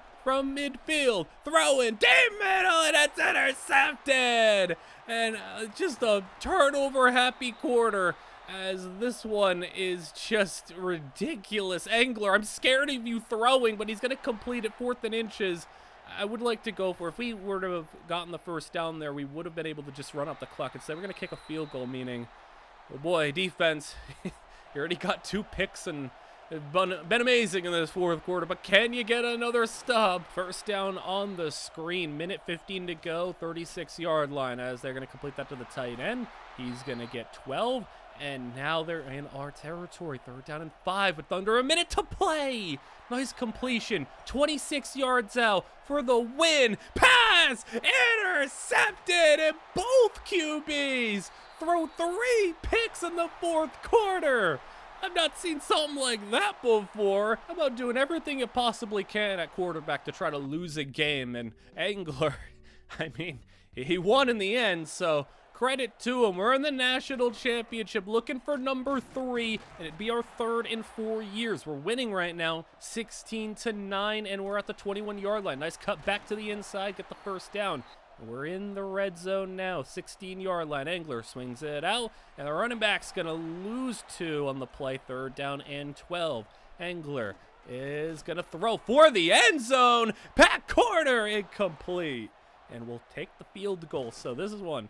A lot of field goals. Clemson, 9 points. We got 19. So, I mean, yeah, it's been, 3 field goals for them and 4 for us. So end zone's been hard to find. Both defenses doing their job, but ours has been just a little bit better, and that's been the difference for these years, as they're going to actually get the 1st down there. Nice fight, but now 6.5 to go, as they're going to run right into pressure. Sacked, and now we're back him up to 2nd and 16, and back-to-back for him. 2nd down turns to 3rd down and long. Throwing it deep, one-on-one. He brings it in. What a grab. And Auburn's defense doesn't know what hit him there. And now Clemson is in the red zone. Fake the sweep, but now get brought down again. And I think their quarterback is hurt. Yes, he is. The backup's in. He throws a screen, and that will be 4th down. Field goal, though, will get it to a 1-score game, but we just injured their quarterback. And now, I mean, we got the advantage here. It's a 1-score game, but they're down our quarterback for now. And we got the ball with 3 minutes to go and a chance to run out this clock. Engler, can you end off your career with a national championship? As that's going to be a completion over the middle. 3rd down and 11, another 3rd down situation. Pass is caught. He's going to get the 1st down. And one more will do it. We can make sure they never touch this football again. And they won't. What a run. And he's down to the 20. Game over. And a national championship number 3, as Engler ends his career going to 3 national championships, winning 2 of them. And even though he was far from, this god-tier quarterback, his final season was really good. And even though he had that 3-pick game against Notre Dame, we're going to act like that didn't happen. But hey, he'll be going to the NFL, having a great career, we imagine. And about not quite the rushing production. Our starting running back was hurt during the season, so he only played 6 games, but he did play in the national title game. So we had a little bit more spread out in terms of carries. And, I mean, this time around, it seemed like the passing offense really picked up the slack. Almost 3 1,000-yard receivers, and the defense, typical stuff. I mean, 2 double-digit sack guys, and it came up big in a lot of big situations. 8 interceptions for our safety, Carter Turner. James Lynch with 5. A couple other guys getting some interceptions as well. And when it comes to the draft, yeah, obviously, we're not going to be able to keep everybody, but, Engler ends up going in the 3rd round. which, I mean, based off talent, you would think he should be a first-round pick, but maybe you sit there and say, hey, he didn't always have the best performances and the best moments. It was more so the defense that carried him. You be the judge on how good of a quarterback you think he was, but you know, we got a whole nother dozen plus 5-star players to add to the roster. Couple of nice ones, couple of elite development, star development guys, a lot of stars. And yeah, the offensive line we're really building up a lot more as well. And Terrence Wooden, another 5-star quarterback, should be okay there, as one of our 5-stars previously has now developed to the point of being a starter. Demario Frias is going to be the guy now, as he's an 89 overall, so definitely going to be good. And Marcus Flanagan, coming over in the transfer portal, is going to be a 95 overall running back, so one of our more talented running backs that we have had. And the rest of this team looking pretty solid. Again, tight end, feels like it's been hard to develop high overall tight ends for us. It's been our sore spot, but again, they keep producing well, so I guess that's fine. 95 overall linebacker, again, that's been not difficult for us to produce. That's our, what, third linebacker being 94 plus, maybe even we've had another 94, I don't know, but cornerback looking incredible. James Lynch is good. We have another 95 overall cornerback. Taking on Alabama, we've faced them a lot in the SEC title game, and this one is a close one. This would be for yet another SEC title. The streak that we have been on has really helped our pace because of the amount that we have to win. We're on pace right now, especially if we're able to win this one as we get the football back, and let's see if Frias can be a better QB than what Angler was for us, as now 7 minutes to play. 3-point lead, pass to the outside. That was a dangerous one, but it was reeled in. And out to 23, looking for that 2-score lead as he'll throw. Middle, caught, touchdown. And a 2-score lead for us is now Bama. I mean, we faced them. This is, I think, our third SEC title game against Bama, and I mean, combined with some of the Iron Bowl simulations that I've showed you, Alabama's not been able to touch us in this run so far. There's just 4 minutes to play, and Bama needs to do something here. They get the first down, but they need to put points up on the board, and they need to do it now as their quarterback's going to roll into a sack. More pressure for this defense. 2nd and 18. Design rollout. He's going to get hit. Ball in the air. It's going to be intercepted. And that is another big play made by the D-line. As now, Auburn, 1 strike. He's got it. Broken tackle, the 17-yard line, and looking for the 3-score lead. Play action, and France delivers a touchdown. We wrap that one up in another SEC title to our name. 41-20 ends up being the final. Bama does score a late touchdown at the end to make it look a little bit closer, but despite our undefeated record, we're not the only undefeated team. We're actually number 2 in the country, because Miami is number 1, and their team's pretty crazy, but we have some All-Americans, running back, guard, and we'll see if we can maybe run into Alabama at some point. Now, we do get to run into Wyoming in the second round of the playoffs, which I am so sorry, Wyoming. They did keep it closer than some other teams. It was 35-10. They put up a garbage time touchdown, but I mean, it was Wyoming. They weren't going to really do much to us. Now we get to take on Michigan, a team that we have ran into before in the national title game, and looking to keep the undefeated season alive, as we do need to check that off a box as well, because undefeated season, Saban had 2 of them. When Saban went undefeated, it was a 13-0 and a 14-0 season. So for us, I mean, in order for us to achieve that, we need to go 16-0, and we need to do that twice. So I think ours will at least be weighed a little bit more of value if we end up doing a tie if we hit 2. But hey, let's just, make it outright. Let's just go and do 3. Why not? I mean, it's not going to be easy, but let's go ahead and do it. We have a chance this year to get one. So 13-7, but Michigan is going to take the lead with a touchdown and the extra point. It's 14-13, and Michigan looking to knock us out. They're 13-1 themselves. They're number 3. They're a really talented team, but can we overcome it? 6.5 to go. Wooden is in the game. I just noticed that. Our starting quarterback, Frias, is out, and Wooden is going to be a true freshman 5-star, and he delivers a beautiful throw. First down, and Wooden still in the game. Play action, middle, incomplete, but we're now relying on a true freshman 5-star lefty quarterback. As he throws to the outside, it's incomplete, and it's 4th down. We're going to get the field goal to take the lead, but let's hope that Frias is going to be able to come back in. No disrespect to Wooden and that amazing throw he made, but I'm not trying to rely on this true freshman this year. I mean, we already did it with Engler. It was a little shaky, but we got the job done. We get to thank the defense for a 3 and out and 4.5 to go. Wooden still in the game as the running back's going to get a first down to the 41-yard line. Wooden to the air. He's got a lot of time. It runs out, but just no one got open. He had time to deliver. Just eventually Michigan's pass rush got in, but look at that throw, and Wooden inside the 20, and he's performing great right now. Handoff up the middle. He's fighting, and to the 11. Could we get in the end zone? Make it a 2-score lead to wrap things up. There he goes to the edge. Touchdown. Flanagan, 95 overall running back, punches it in, and with just 2 minutes to go, 2-score lead. Michigan needs a lot to go their way. The football's on the ground. It's a fumble, and Auburn picks it up. We just keep ending games with this defense coming up with big plays, and a credit to Wooden to come in and do a phenomenal job in the 4th quarter. Now the national championship, yeah, this is a big one. 15-0 versus 15-0. Miami versus Auburn. 2 undefeated teams, 2 incredible teams, and Miami touchdown, and they're going to cut it to a 1-score game.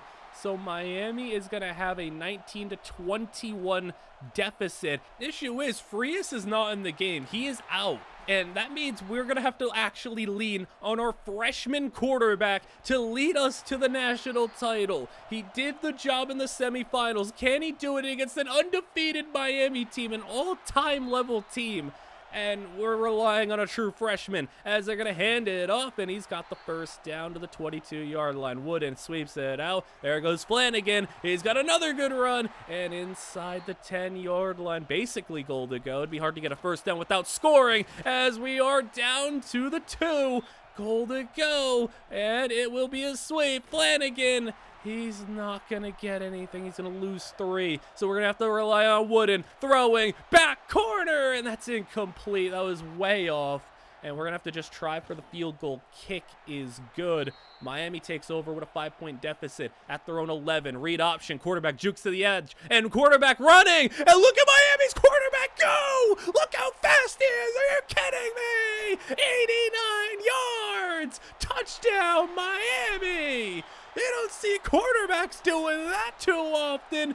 An 89-yard run. We're 1 cut, and he jetted by everybody. And now on the 2-point conversion, yeah, I don't blame you for handing it off. Your quarterback's probably tired. We keep it to a 1-point game as Wooden strike over the middle, and he's on the run and get it to the 35. Wooden, RPO again, and he delivers another completion, gain of 9. 2-minute warning approaching. Flanagan, and we are in field goal range. Miami gonna have to probably start using some timeouts as Wooden is gonna get sacked. That was just a good sending of pressure for Miami. Not a lot of sacks for either side. We only got 1 to our name. That pass outside caught short of the marker, and we'll try the field goal, but Wooden did enough. 27-25, we got the lead. Miami, their quarterback, we already know he can run it. Now he's got to maybe see if he can do it with his arm. He's going to deliver a first down there, 38-yard line, as a minute 20 to go. Underneath, got a completion, gain of a few, got a timeout. They're down to 1 as they're going to throw. It's intercepted! And the defense,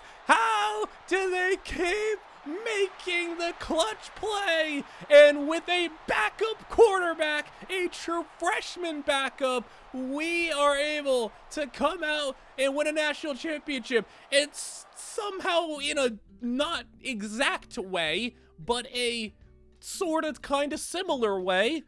We do something that Saban did. Win with a backup quarterback. He did it with Tua against Georgia in the national championship. We do it with our backup quarterback in the national title game. Now, we're not going to do the same thing and force Frias out like they did Jalen Hurts and, you know, run back that whole situation. But, I mean, coming out here and winning with a backup quarterback is impressive. And that's, I guess, another subtle thing that we are able to match Saban in. So we could do it too. And we got an undefeated season and a 17 5-star prospect recruiting class. So At least we know we got another quarterback that can handle the situation here if he is needed to be called upon. And maybe after Frias, you know, when he eventually goes to the NFL, because he's going to be talented enough to do so, we got Wooden to step in for him. So I'm pretty happy with the quarterback situation as long as both of them are sticking around. A lot of 5 stars, obviously, a lot of good-looking ones. Wooden, we were able to convince to stay. That's like the big part, is he wanted to transfer, rightfully so, because why would he not want to go and transfer and go be a starter somewhere else? But we convinced him to stay, and he'll be the backup, but if he waits his turn, he'll be the starter one day, and I think that's going to be awesome for us at quarterback to have an option past our starter. The offensive line's looking better than ever. Defensive line's looking great, as usual. Linebacking core, pretty solid. How about a 96 cornerback, Patrick Ajiratutu, transferred over from Texas last year, played with us, and now jumps up to a monstrous level. 99 speed, 99 catching at cornerback. Are you kidding me? And he has 83 tackling with crazy pursuit. We also have a 98 overall safety, Gio Priester, a former 5-star player who can cover, who can run. It's 96 pursuit, and the tackling is incredible. And the secondary now, better than ever, maybe? Incredible development for some of these players. And how about an SEC title game once more against Georgia? So we have a big SEC title streak going right now. And the thing for us is we're 12-0. Maybe we can go and grab another undefeated season if all goes well. But the other thing is right now we're losing. Georgia's on top 13-10. It's another low-scoring game. That's kind of what we've turned into. Games where we're in the teens, we're in the 20s, and seeing if we can come out on top. As the field goal try, we get stopped, but we are in field goal range. Kick is good, and Georgia, 13-13 with under 8 minutes to play, takes over. Pass to the outside is going to be caught, and a first down. 2nd down and 4. Play action once more. 3-man rush, so they got time, and eventually is someone going to get open? Yes, he does. Wide open to the 30-yard line. And now Georgia in field goal range, but they're looking for a touchdown right over a linebacker's head, and he's in. Touchdown, Georgia. Maybe we're in a little bit of trouble here. 5 to go, down by 7. Passes caught, 1st down and more. Gets a 18-yard game. Free is under 200 yards this game. It's not been a great one for him. They throw a screen, but we didn't even get it to throw it. He gets sacked, and now Georgia takes over. And maybe our SEC title streak coming to an end here. We'll run it, and defense gets to stop in the backfield. 2nd down turns to 3rd down and 14. As pressure, sacked, and coverage held up great. Our first sack of the game. It feels like even our sack numbers are going down a little bit, as then we got Frias on the other end. 1:14 to play, and now we need to go 43 yards to tie it. We have no timeout. Deep ball, caught, touchdown. He got past the defense, and maybe we can send this to overtime. The streak hanging in the balance as Georgia with a completion. Great job there. Now at the 49-yard line. 26 seconds to play. Georgia check down underneath, gets the first. They're out of timeouts, but they're maybe 10 yards away from field goal range. He gets a catch and spins off the defender. He got 11, and they kicked the field goal through the uprights. If he would have made that tackle, things might have been a little bit different. It would have been a longer kick at the very least. Frias, he just pulled like a Nico Iamaliava or something there. I don't know what he's doing. It was a Hail Mary anyway. Probably wasn't going to happen. But hey, Demario Frias wins the Heisman Trophy, so good on him. We end up with another tight end of the year award. It's weird that we're winning so many of them, but we got our first Heisman on the board at least, even if we didn't get a conference title. So we still have 3 Heismans to go if we want to tie. It's not looking good for us, but we will make the playoffs. And well, welcome back, Miami. How about a rematch here? We were able to take them down, and now both of us not quite as stacked as we were last year. Miami 2 losses, us with a loss on the board, but Free is coming off his Heisman Trophy. Look at all the time he's got in the pocket. This offensive line was crazy. No one got open deep, so all that time and we still don't get a first down. But 4th down and 2, we're actually going for a bold call, run to the edge. Not gonna get it. We still maintain a 2-score lead though as Miami with the football, down by 10. A lot of time for him, as I feel like the defensive line isn't maybe playing as good as they were in previous years. Maybe that's an unrealistic expectation, but you can definitely see some areas of this team that aren't as stacked as they were in previous years as the read option. It's not the same quarterback as last year, so maybe we don't got to worry about an 89-yard touchdown, but he was able to get the first there, 18-yard line, throwing, and that pass caught down to the 2, and Miami for the 1-score deficit, handing it off and the stop in the backfield. That was a Giroux to the cornerback, and now a sweep to the edge, and another stop. As now 3rd and goal from the 7. They're going to run it again, and, well, it's not going to work again. You tried 3 times, and it didn't work. They're going to try the field goal, and the kick is good, so it will be a 1-score game, but I don't know after 2 times why you tried it a 3rd. Our offensive line, meanwhile, is spectacular. We just can't get open. Like, Miami's coverage is holding up nicely. As a go read option, Frias is not going to get far. I mean, he's a 6'6" quarterback. He's got some mobility, but I wouldn't call him a runner. As now Miami takes over 3rd down situation outside, and it's caught for the first down right at midfield.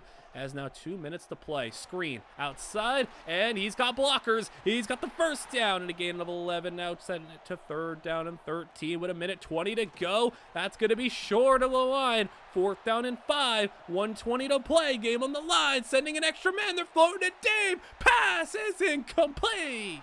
And we survived this playoff game, and it wasn't as convincing as some of our other first encounters in the playoffs, but it still got the job done. We're taking on Penn State in the semifinals. So as per usual, we hop in, we simulate until the 4th quarter, but I wanted to showcase this one a little bit because this is something we're not familiar with.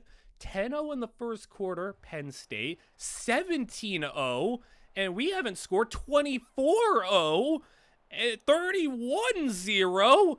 We're struggling. We finally get a field goal on the board. Then we score another field goal. But right now it's 31-6. And we advance later on. We score a touchdown. 3 minutes to play. But I mean, it's 31-13. Onside kick is going to be in the hands of Penn State. And Penn State drives it all the way down the field to the 1-yard line. Runs it in. And we just suffered our most dominant loss of the video. 38-13. Penn State comfortably dominates us, and our little national title run comes to an end. We had made 5 straight, won 4 out of 5.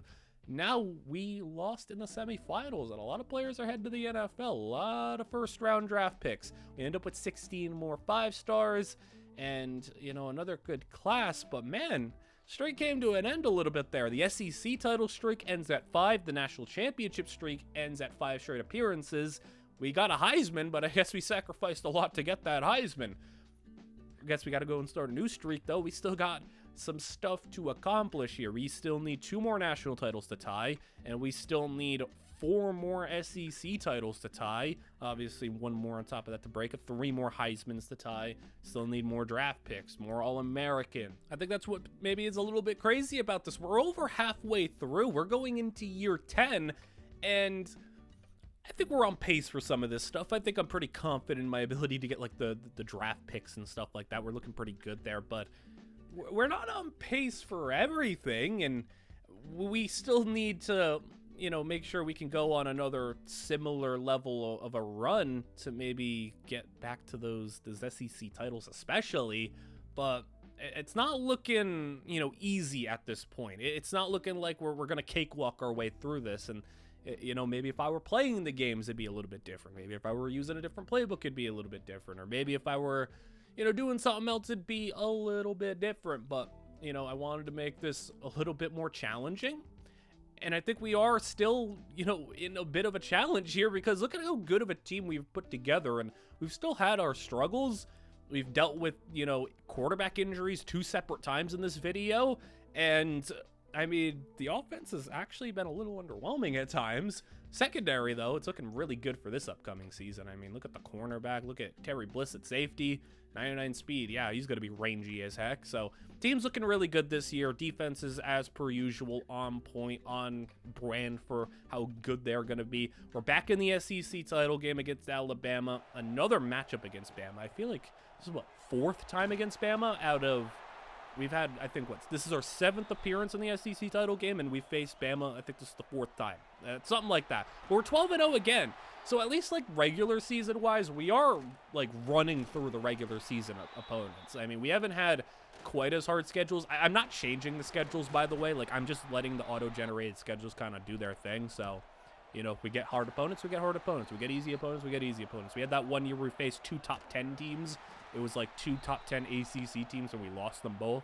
But a lot of the years, I mean, you know how SEC schedules work. They don't exactly schedule the most difficult out-of-conference games. So we're taking care of business here. But we have Wooden now at quarterback, and Wooden is going to get sacked at the safety. So, you know, I was just going to talk about, hey, Wooden came in, won us the national championship as a true freshman, and was really our savior one year. And now he's the starting quarterback on this team, and we're going to see if he's able to get the job done now that he is the guy for us. I am so happy that we were able to keep him around and he didn't transfer. He actually was, like, cool about it and just waited his turn, which, you know, you don't always get to see nowadays, but it works to our benefit as Alabama looking for the lead, and they got a nice completion. To the 4-yard line they go, now 3rd and 1 situation. How about a little QB sneaky?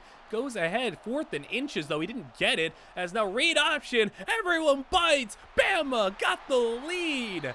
And we could be going down 2 straight SEC titles because it is 22-21. They got the lead. And now Wooden, can you come up big for us? Under 3 to go. Pass is going to be caught. First down, short gain. But we are at about midfield. 3rd down and 10 for Wooden, as he is going to throw one outside. Got room, but not a lot. He loses a yard. I mean, maybe if he made a guy miss, but it's 4th and 11 now as Wooden. He's just going to throw it deep, and it's incomplete. Alabama takes over, and they're maybe a 1st down away from winning this game. Bama on the run. That's a first. And at least they got it to a point where we can still stop them potentially, but not this time. And Alabama wins it.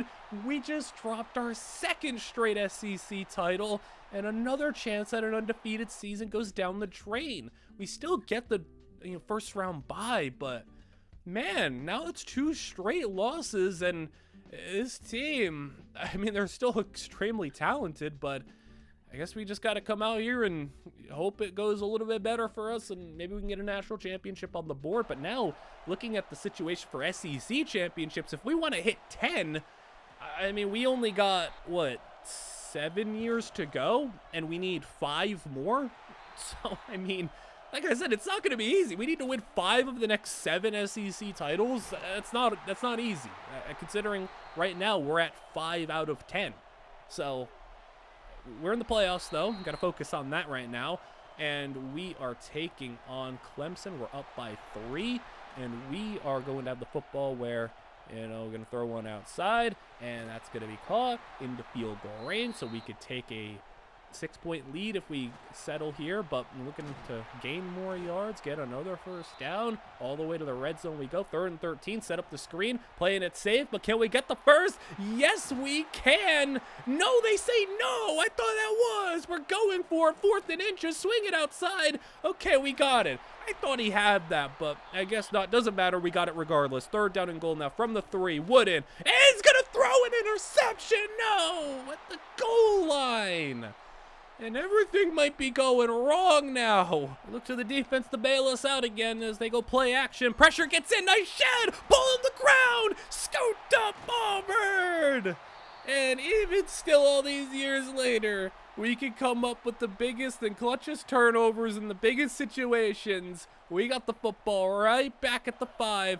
And Wooden, they go backwards on 1st down, backwards on 2nd down. How about now at the 11? Wooden, end zone, touchdown! And he delivers as Wooden is trying to take us maybe to another national championship. And I mean, at least get us something after losing the SEC title, but we still have a long ways to go, and Clemson not out of it quite yet. They would need an onside kick, it looks like, but it's a 2-score game. They have the ball to 39, so they're in field goal range now, as they could settle for the 3, take the onside kick, but they want the touchdown first, and they're going to set up 4th down and 2. They are going to go for it. Pass is going to be incomplete. They throw it into double coverage, and game is over. So we win the playoff game. We're on to the semifinals, and maybe we could still salvage a national title. But oh, look who we ran into once more, Notre Dame.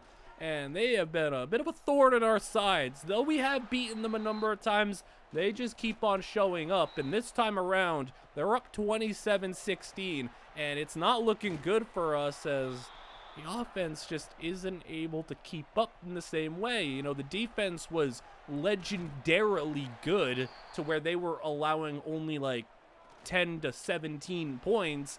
And it was enough for our offense to just go and put up 20, 21 points and win. But now that the defense is allowing 27, our 16 points going into the 4th quarter is not looking too good, as they're going to get sacked at least. We'll back them up to 3rd and 20, but Notre Dame in field goal range, and he's going to go for the first down. How did he reel that one in? And Auburn now in a desperation situation. 4 minutes to go. 3rd and long. He's going to toss one deep. 1-on-1 in the end zone, and it's knocked away. So they'll settle for 3. Keep it a 2-score game. We're going to need a lot to go our way in these final 4 minutes, though, if we're going to want to win this one. As Wooden, you got some magic in you. He's going to throw over the middle. That's a nice start to the drive, and he breaks a tackle. He's gone. 86 yards out of nowhere. Touchdown. And we're not done yet. Now we turn to the defense, where every time I think I say that, something big happens for this defense, but right now something's big happening for the Notre Dame offense. They get a big run. We're starting to burn timeouts. They stop the screen for a loss of 4, 3rd down and 15. Game on the line here. This could be it, and the sack, so we get the stop, and the offense gets a chance as Wooden over the middle. Intercepted. Game over just like that. And we are now done in back-to-back semifinals. Wooden was actually insane. About 74 completion percentage, 40 touchdowns to 4 picks. It's actually like an absurd year. So, I mean, I can't even really say that the offense stunk. I mean, he was like ridiculous. He had 1 game below 64% completion percentage, but I mean, 2 interceptions in the big game against Notre Dame. That was half his picks on the year. So it's just disappointing, I guess, is the only way I could put it. Rushing attack was really good too, actually. So, I mean, how about 35 touchdowns and 2,200 yards plus for the running backs? Defense was not as strong this year. 1 double-digit sack, not as many high volume interception guys. Got a couple of guys sticking around, couple of guys leaving as per usual, and, you know, another 5 first-round draft picks. At least the draft situation's looking incredible. I mean, we're sending NFL talent there left and right. And how about we hit new highs, too?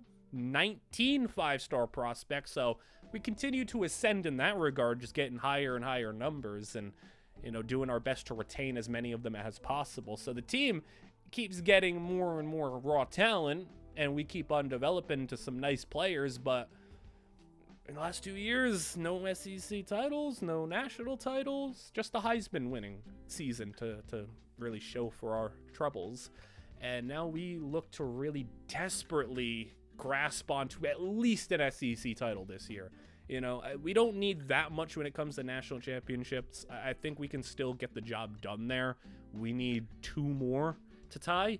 I think that's still possible, but we need to get SEC championships on the board. And the team's looking obviously really good. I think the defense can maybe start to return a little bit to form, where they did slip up last year, where they weren't like the out-and-out best, godliest defense ever. The offense had to pick up the slack a little bit. They did in some aspects, not in all aspects. Maybe the offense can get even better, though. We have some really good help in the back end. 2 good cornerbacks that are looking like they're going to be like first-round NFL players. How about the safety room looking better than I've ever had it? I mean, that is insane. It was at 392 pluses. We're back in the SEC title game, but we are 6th in the country. We have lost 2 games this season. So things are slipping a little bit, and I know this is still like we're doing really good, but for what the goal is and what we're trying to accomplish, it's slipping a little bit. Right now, though, in the SEC title game, we're looking like we're in control. We're up by 17, 7.5 minutes to go. So things right now are looking like we can get back on track with an SEC championship. And unless we allow a 3-score comeback, which Florida is trying to accomplish, I think we can pull this off and maybe even slide into that first round bye slot that we really could use, because not going through that extra playoff game would be helpful for us. 4th down and 4. Pass to the outside is caught, and Florida falls forward to the 3-yard line. Goal to go. And from the 3, Florida over the middle, touchdown. 2-score game now. Still confident we can hold on to this one, though. 4 minutes to play, 10-point lead. We got the football back. Florida's got all their timeouts, but we can get just a couple of first downs, at least try to run out this clock, and by the time they get the football back, they're in a situation where they need an onside, but Wooden throws it out of bounds, and it's a 3 and out. So now we're just in a spot where they have all their timeouts still, and we only were able to take like a minute off the clock. So they're already at midfield, 3:20 to play. First down, in field goal range. They can cut it to a 1-score game, and 3 minutes to play. Floating one over the middle, caught again for a first down, and now I'm starting to get a little bit worried. 2-minute warning approaching. He's throwing, and he's rolling into a sack, and there you go. At least something. They're going for it on 4th down. I don't know about this one. Maybe 4th and 1, I can understand it, but not 4th and 7. And Florida, I'll take the stupid decision, not kicking the field goal to cut it to a 1-score game. Wooden runs ahead, first down. And I think we got a little bit of help there because Florida had timeouts. They could have kicked the field goal. They didn't need the onside kick. I don't know about that one. But Wooden, how about that? Heisman winner. So 2 Heisman winners in a short amount of time. Another tight end of the year award. Happens a lot. I don't know what it is. Like every time we get a tight end with like 700 yards, he just wins the award. So cool. It's like our 5th Mackey award. I don't know why we keep winning it, but we do. We get to take on North Texas in the playoffs. Oh boy, this one's going to be a good one. And we simulate through, and yeah, 38-13. I don't think the Mean Green were really going to do much to us, but now we go to the second round, taking on Clemson, a familiar opponent. We faced them a couple of times, but this one also is a dominant victory, 42-13. We beat them worse than the Mean Green. We're already on to the national championship, and we're taking on Texas Tech, so pretty quickly we find ourselves back in familiar territory, and we are in a 24-13 game. Punt them the football, and now the defense comes out. 9 minutes to go to hold on to an 11-point lead, and we'll see if we can do that as, oh my goodness, is that like a D lineman with an interception? They just drop back in coverage, and number 92 picks one off, so that's cool. Now we get the football back, and that's going to be caught for a touchdown with a 3-score lead, just like that.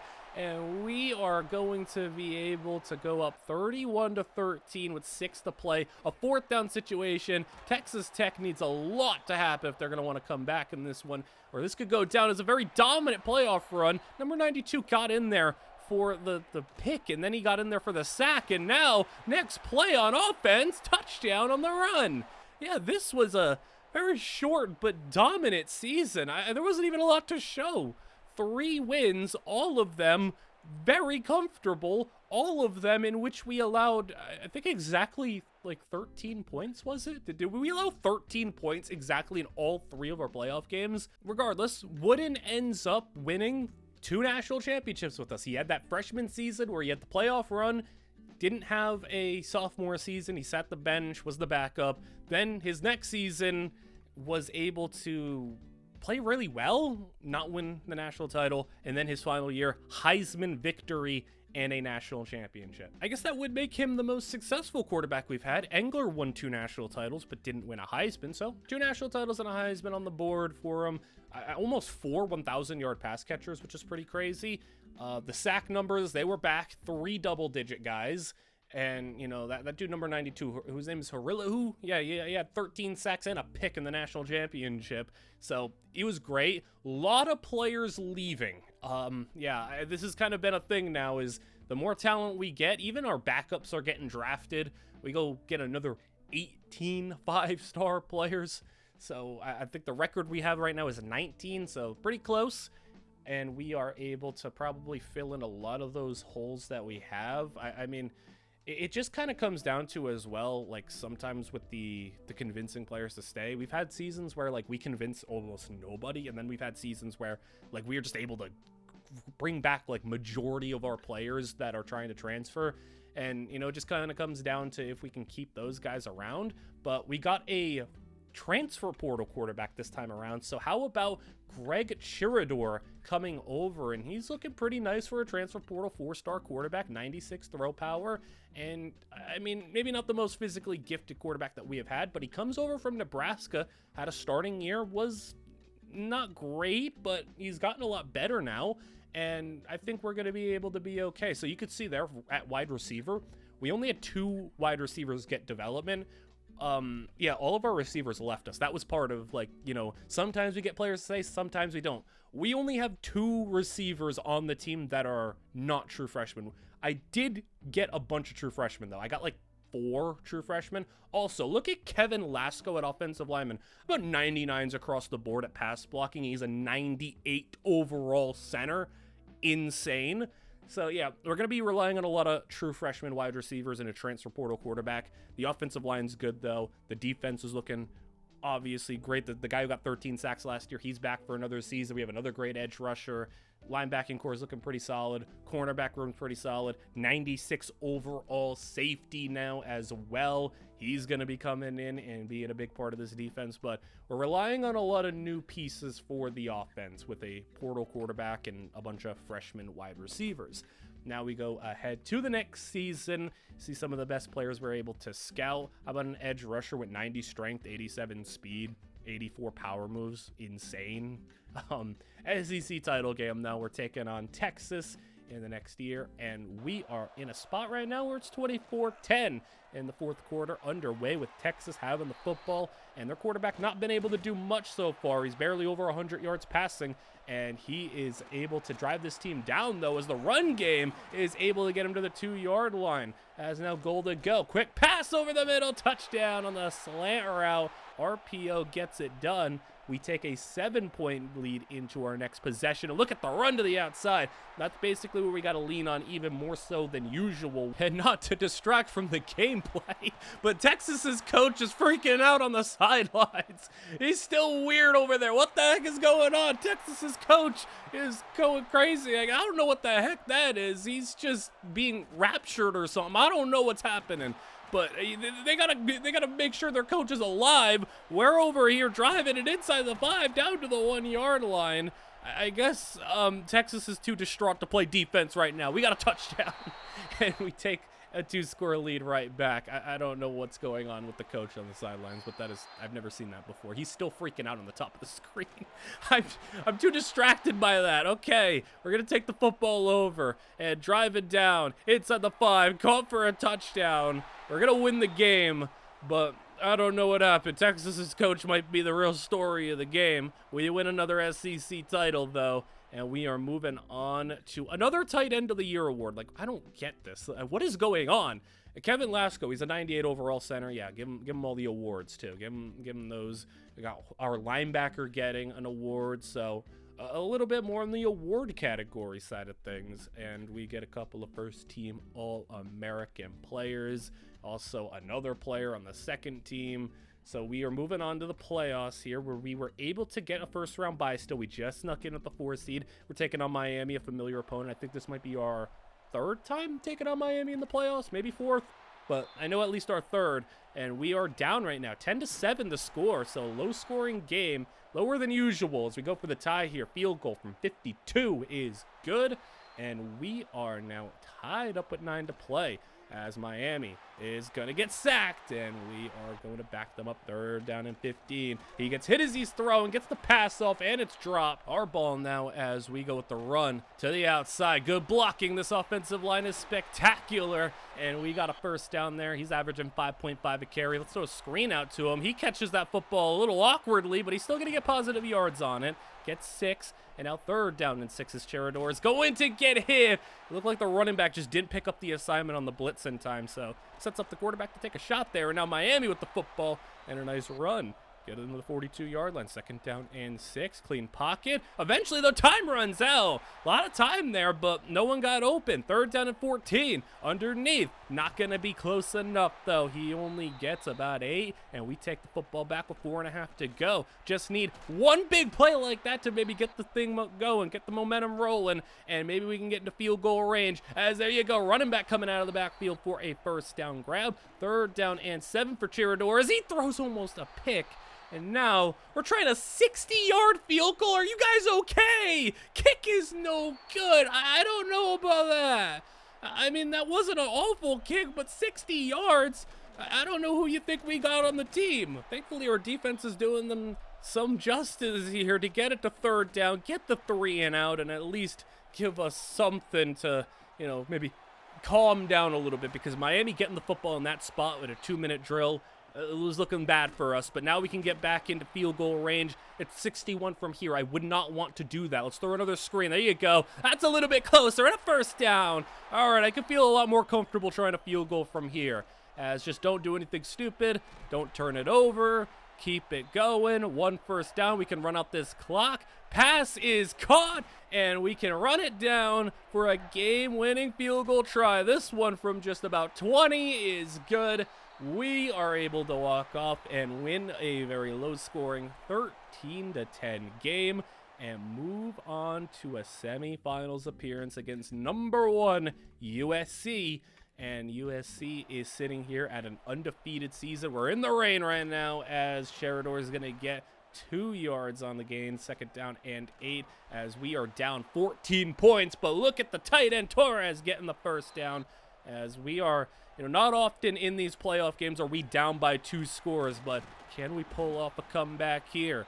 As we got 7 minutes to play. It's 4th down and 4. They send a couple men on the rush, and it's an interception. Pass rush wasn't even the problem there. Just threw it into coverage as now USC with the football and a 14-point lead. But defense, can we get a 3 and out? Pass over the middle, tipped in, incomplete. That one falls innocently to the ground, and we take over with 6.5 to go. As Chirador outside, it's got a completion and a nice gain to the 36-yard line. Now 2nd down and 11 after a 1-yard loss. Throwing down the middle of the field, caught, and a spin inside the 10. As we sit at the 5 now, Stacks on the right side, quick slant, tipped, and into the hands of receiver. He also dropped it. 3rd down and goal. 2 guys had a chance at it. Quick pass is not going to get there. 4th down and goal. Game on the line potentially as Sheridan rolling right, got the tight end, touchdown, and Torres. I guess that's why he's the tight end of the year. He gets it down to a 1-score game with just under 4.5 to play. Play action for USC. And that's a 1-yard gain. 3rd down and 6 for USC as they're going to throw one deep. And it is incomplete. Nice job to break that one up. We get good field position. Pass over the middle is going to be caught on the slant. 3rd down and inches. We're going to sneak it. 1st down. I feel like we've seen more quarterback sneaks in this video than I had in like every other video combined as we're running this clock down to a 1.5 to go. We're taking our time, but Torres inside the 10, down to the 6. Maybe we can make sure this is the last real possession of regulation and take this to overtime. Handoff up the middle, going to get nothing. Still at the 6 with a minute to play. Run it again. Loses a yard. Now we drop it to 30 seconds to play. 3rd down and goal. Screen on the outside. Little behind him. And now it's 4th down. Hurrying it back to the line. Well, it doesn't matter if this is the last possession if you can't score here. 22 seconds to play. 4th down and goal. Last chance. Chirador, end zone. He hangs on. Touchdown. That was a tough catch to bring in, but he got it, and an extra point for the tie to take out an undefeated USC in overtime is the spot. But we're going for 2. We're going for the win. We want it all. And the 2-point conversion. Spread in the field. No one in the backfield. Chirador blitz it in. Got a man wide open. 2 points is good, and with 1 play to go, USC is stunned. We're going to another national championship on one heck of a call at the end and a comeback. 14 points down to 1 point up, and we take on Michigan in the national title game. So Michigan, a familiar opponent in the national title game, and can we beat them this time around? Once again, we're down on the scoreboard here, 14-7, but this team able to pull off one comeback already. That was incredible. Can we do it again? Because it looks like Michigan's going to make this a 2-score lead as they'll throw for the end zone, and they do. We were hoping it was maybe just a field goal, but they get in the end zone. Touchdown, 21-7. How about another 14-point deficit to try to overcome? And this one, 7.5 to go. Cherador has got a slant over the middle, flag down. And this one's going to be declined, it looks like. It doesn't even matter because it's pass interference. We didn't complete the pass regardless. We're going to go to 4th down and 12, and we are going to punt it away. Now a little option, and, well, Michigan loses 4 on the play. Back them up now, 3rd and 17. Pass is going to be caught!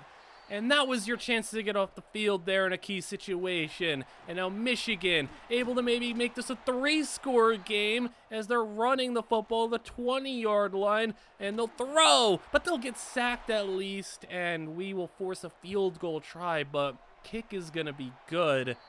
3-score deficit, and it's not looking good for us right now with just under 5 to play. Pass is caught. We need a lot. I mean, that just put Cherador over 100 yards on the game passing. He's not had a good game, but he's going to run for it. Past the 40, slides down. I mean, we need a touchdown, onside kick. We need a lot to go our way. There's Torres, the tight end. And look at Torres. He's been awesome. I mean, he might be the best of the tight ends that we've had. Touchdown, onside kick, scooped up by Michigan. And we're still down by 10. We have all of our timeouts at 3 minutes, so not impossible. But Michigan caught inside the 25-yard line, and that one hurts. We're going to get a chance at this one. Michigan incomplete. We're going to need maybe another incomplete pass to help us out. No, they're just going to swing it outside, so it keeps the clock rolling. We use our final timeout. They'll try a field goal. Still a 2-score game. Kick is good, but we're now in the spot where we need a touchdown onside kick situation. Kickoff back deep. Auburn taking it out of the end zone, looking for something big here. He gets past the initial wave, and he gets past the 40-yard line. So the best kick return we've had. And now Auburn, well, you got a maybe crazy miracle in you. You did it against USC. Cherador, he's got a lot further than I thought he would on that run. Now at the 31-yard line, Cherador going for Torres. Caught, touchdown again. 1-score game. Onside kick. And it is scooped up by Michigan. We have one timeout at the 2-minute warning. No first downs, and we can do this. Read option is going to immediately get the first. And Michigan, talk about a thorn in our side. We have not been able to take care of this Michigan team in the national championship. We lose it. And another national championship opportunity that we had, it slips away. But Cherador, overall, solid season, run game, typical stuff. We have a great #1 running back putting up yards. 3 1,000-yard receivers as well. Torres was pretty crazy at tight end, to be honest, though. So, I mean, we're happy with what he was able to do. 19.5 sacks. How about a little Auburn record there for Trent Street? 92 overall as well. He is crazy good. But, yeah, I mean, sophomore redshirt. Could be back for another season, maybe. That'd be cool. I mean, and he also didn't do it in like one dominant game where he just had like 4 or 5 sacks. He did 2.5 as the most, but you know, we end up keeping a couple of nice players, and one of them being Street. He is going to stick around for at least another season, which is going to be nice. 17 more 5 stars on the board, and you know, it's been a pretty consistent 15 to 19 5 stars. Like I said, very consistent, and we get to keep now more so like, I'd say 10 of them end up sticking around. A couple of them still do leave. So, I mean, you know, take those numbers that we get, like the big numbers at the start look really nice, but we don't always get to keep them all. We got a 5-star quarterback, though, which is nice. See if he can end up being our next one. I think Cherador's still going to be the guy for at least next season because he's a 93 overall, and we also have Ferris down there, 91 overall with the boost. He's an 88, so we might have some contingency plans at quarterback. Running back, this is the best running back duo we might have had. How about 95 and 96 overall? And for this guy, 99 speed, 99 agility, 99 change of direction, can run routes, decent vision. Yeah, that dude would be fun to play with in game, so yeah. But tight end situation not looking too great. How about Kevin Lasco? I don't know why he's still here. He was a 98 overall junior last year.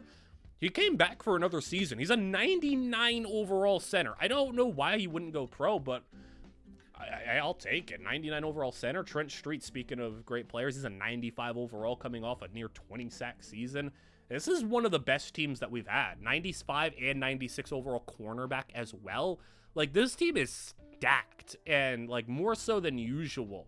So I mean, that's going to be awesome to deal with for whoever wants to, deal with us in the trenches. Go back to the SEC title game, take it on Texas. They're number 13 in the country, but they're winning right now, and still trying to rack up the SEC titles. We have not yet hit our goal, but trying to get there eventually, as we got 8 minutes to go. And that pass for Texas is going to be brought in, and at the 24-yard line, as they are going to go read option and stopped in the backfield, loss of 2. 7.5 to play on 3rd and 8. We send the blitz. Running back picks it up, but not that guy. He got through. We'll have to try the field goal, as this will stay a 1-score game. It will require just the touchdown to tie it up. So it's been a lot of field goals for this Texas offense. We're throwing a football deep. He's got a step, and he's got it. That was a great throw and catch, and the running back lining up out wide. I mean, yeah, he's just carving through this defense now on the ground. And he's just as fast as you would imagine. He's getting the catch here. This is the other running back now getting involved. I mean, yeah, 2 95-plus overall running backs. That's not going to be easy to deal with. Cherador outside, catch, short, and we turn the football over. That was just not a good decision. Too late. And now Texas with the football back. And this one would be a painful one to lose, because Texas right now, they're 13th. It's not like this is some top 5 team. We're undefeated right now, trying to go after an undefeated season, trying to rack up another SEC title. And Texas can ruin that, ruin our first round bye, and really hurt us. We get the football back, though. We have another try added. Screen to the outside. He's fast as heck. He's getting the first down, and now 2nd down and 5 with under 2 minutes to go. Cherador is going to throw underneath of the running back. There's a flag down, and this one is going to be on the offensive line. Holding. Send us back a few more, as now we go to 3rd and 15. I guess another screen. Why not? I mean, he's fast as heck. He got decent amount of yards, got 10, but not going to get a first down. We're going for it on 4th and 5, and it's going to be a catch for the first down. And our running back, I mean, we were just throwing him the football so much. He's got 100 yards receiving, and now right down the seam to the tight end and a first. All right, now 30 seconds to play. Underneath, caught, tight end again to the 3-yard line. Draw, Cherador walks in. And a chance to maybe go for 2 if we wanted, but we don't. We take the extra point. We're heading to overtime in the SEC title game, as this is a big, crucial one. A lot on the line here. Not just the SEC title, but a first-round bye, seeding. Texas can get in the playoffs with the win here. And while we are still safe to be in the playoffs, we're also looking for that undefeated season. As they go to the outside, he's going to get to the 5-yard line. 3rd down and 2. He'll throw it, and over the middle, it's intercepted! And Auburn, we can win it here as long as we don't do anything stupid, as just got to get a field goal. That's another catch for our 99 speed running back. 3rd down and 4. Bubble outside. It's the running back again. He's just lining up everywhere. 1st down. He's got 10 catches on the day. Throwing is Cherador over the middle. Why would you do that? Who were you throwing to? It's intercepted. That's rare to see. Interceptions on both sides. Now we go to the 2nd overtime. Running back gets a nice run. 3rd down and 4. Cherador throwing. He's got time. He checks it down. Number 25 again. He's just getting the football so much. I'm happy to see him succeeding as much as he is, though, but it's 4th down and 1. We kick the field goal. It is good, and now Texas can win it with a touchdown, but the defense forces the 3 and out, and it'll be a field goal try. So we, with this kick, are going to 2-point shootouts. And now starting in the Wildcat is Texas. They're going to try to fake us out, and it doesn't work. Now we can win it here for the overtime victory. Pop pass. We go to number 25 again. Not going to get it. How about trying again? 4th overtime. Cherador for the SEC title. In the face of pressure, he delivers. That was impressive. And now it's Texas's turn. They go with the pop pass, and it does not work. We survive the SEC title game. And that was a stressful one, but we got the job done in the end. Lasco, how about back-to-back winners of an award? I mean, yeah, he's a 99 overall center. Of course he's going to be up there. He shouldn't even be on this team as a fifth-year senior. I don't know what made him want to stay, but I'm glad he did.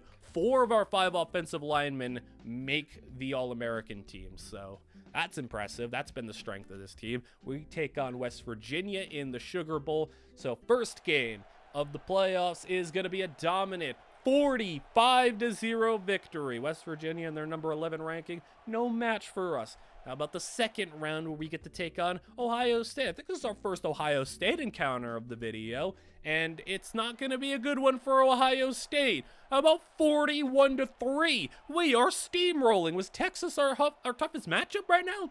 Because we get to go to the national championship with ease, taking on Nebraska, a familiar opponent. I think we faced them once before in the national title game. And, well, let's see how this one goes. 7-0. How about 14-0? Trying to cruise to another undefeated season. 16-0 could be the situation here, as it's 17-0 us. It is 20-0 at halftime. Are we going to just blow everyone out in the playoffs? Nebraska finally scores, but we do as well. And we get the football back and score again. It's 33-7. I mean, I'm thinking maybe we could hop in, but like, it's just play out the possession. If they score, maybe it'll be worth, but they don't. We get the football back. We put up more points. So it's going to be a blowout again in the national title game. We just steamrolled all 3 opponents in the playoffs and just cruised to the easiest national title that we're ever going to have. I mean, my goodness, that is ridiculous. We dropped, what, 40 plus in all the games. We had averaged, what, like 6 points allowed in the games. That was crazy. And little fun note, Cherador did come from Nebraska, so full circle moment for him. He gets to beat his former team in the national title game after putting up a much better season than he ever had at Nebraska, and he is going to be going to the NFL. We had an awesome running back duo, and they ended up with a great season combined for about 2,000 yards and almost 30 touchdowns each. Great stuff there. And on the defensive side of the football, this dude, he stayed around also till his redshirt senior season. Had no business to. Street also 11 sacks for him. I mean, that's a combined 30 sacks almost between those two guys. Incredible. And, well, Lasco's going to the draft. One name you aren't seeing, though, how about Trent Street, who he's got 30 sacks in the last 2 seasons. He should be going in the first round of the draft, but he sticks around for another year. I love that some of these players are sticking around for our sake. Maybe not the best decision for their sake, because it's not like he's going to improve his draft stock, but hey, good for us because we get to keep him around, and we bring in another 18 5-star players, and we're really winding it down to the last couple of seasons here, and now with just 14, 15, 16, 17. So we got 4 seasons to go, and we are already at the point where we're starting to equal and surpass some of these statistics here. We already have dominated in the draft category, but we're still looking for these last couple of things to kind of fall into place. And at the very end of the video, we're going to compare my resume to Saban's resume. You can let me know who did better. We got a 96 overall guard now. I just love showing you guys some of these players that just become crazy. I mean, he's like the smartest dude ever, just 99 IQ, but a 94 overall center to go and replace the 99 we had for previous year. Trent Street, I mean, is this going to be like the best defensive player I've ever had? Like, look at this dude. You did not need to stay here. He's a great pass rusher and the greatest run stopper ever. Like, that's the crazy part. He's had 30 sacks in the last 2 seasons. He's a better run stopper than he is pass rusher. Like, he's got 30 sacks and 50 tackles for loss. This dude is unbelievable. That actually might be like the best defensive player I've ever had in any of these. So, insane, cool to pull that off. How about a 98 overall cornerback as well? Let's see what that looks like. Yeah, man coverage, great. Zone coverage, cool. He's got 98 catching, 99 jumping, 98 pursuit. I mean, some of these corners, they end up getting like some pretty crazy like tackling stats to the point where it's like, man, they could play like safety at an elite level too. back in the SEC title game, taking on Oklahoma this time, and we actually did lose the game throughout the season. It was actually the Alabama game, so that's why we're sitting at number 8.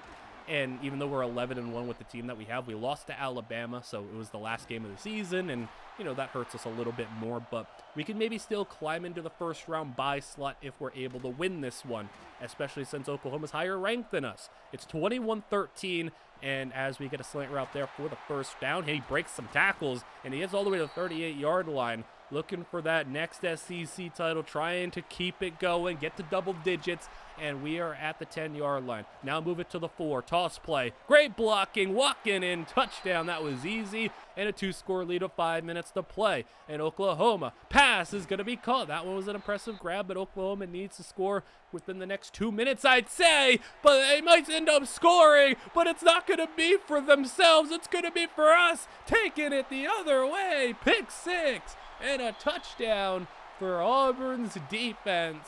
And we are going to run away with a 35-13 lead with 3 minutes to go. And how about one more for good measure? Intercepted in the end zone, taking it all the way 100+ yard, pick 6, and the victory in the SEC title game. A lot less stressful than that Texas game that we had. So 42-13 is your final.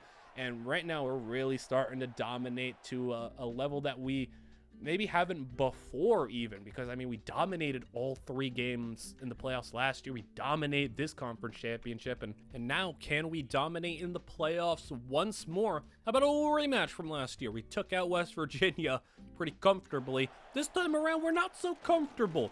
13-12 is your score, as they are going to be a lot closer this time around. They are a little bit more prepared. They were 11th ranked last time when we played them. They're 11th ranked again, but more ready. And look at that run from West Virginia's running back. This isn't impressive. It's about as good of a 13-yard run as I'm ever going to see. That's ridiculous, as they'll throw underneath. And, you know, they're in position to take the lead with a field goal here. Touchdown or 2-point conversion can give them the full 7-point lead. They're going to float one deep down to the back corner of the end zone, and he brings it in. Touchdown, Mountaineers. They kicked the extra point, so they're going to keep it a 6-point game. We're at 3rd and 11 after that incompletion, as we're throwing outside. Curl route broken up, and West Virginia's got the ball back and maybe out for some serious revenge after the embarrassment of last year, as they got a big pass play inside the 25-yard line. He's throwing middle, caught inside the 10, down to the 2.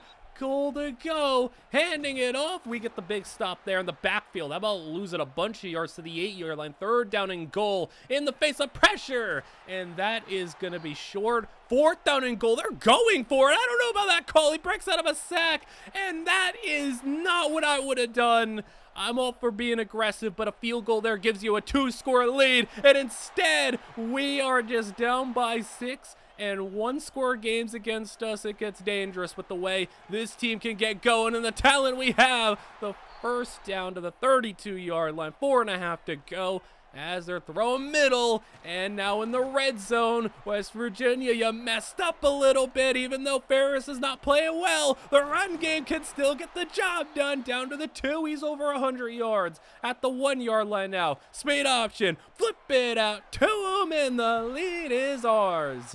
Yeah, West Virginia, you really messed up by going for it there. I don't know what you were doing, but they still got a shot here, though. 3rd down and 4, 2 minutes to play. And he's going to fire one over the head of his man. He tried to reach up and grab it off his hands. Tough one to bring in. 4th down and 4, and that's going to be completed, so you keep the drive alive. There's just 1:20 to go. They're taking a lot of time, and that ball's intercepted. Oh, is it a defensive end dropping into coverage, and he's going to take it into the end zone. A pick 6. That was Street. That was the edge rusher, Street. He just dropped back into coverage and got a pick 6. This dude is absurd. Oh my goodness. He just, yeah, I'm going to go casually get you 50 tackles for loss, 30 sacks, and then I'm going to drop into coverage and get a pick 6 and get an interception on the other end, taking it back, and we're going to win this game.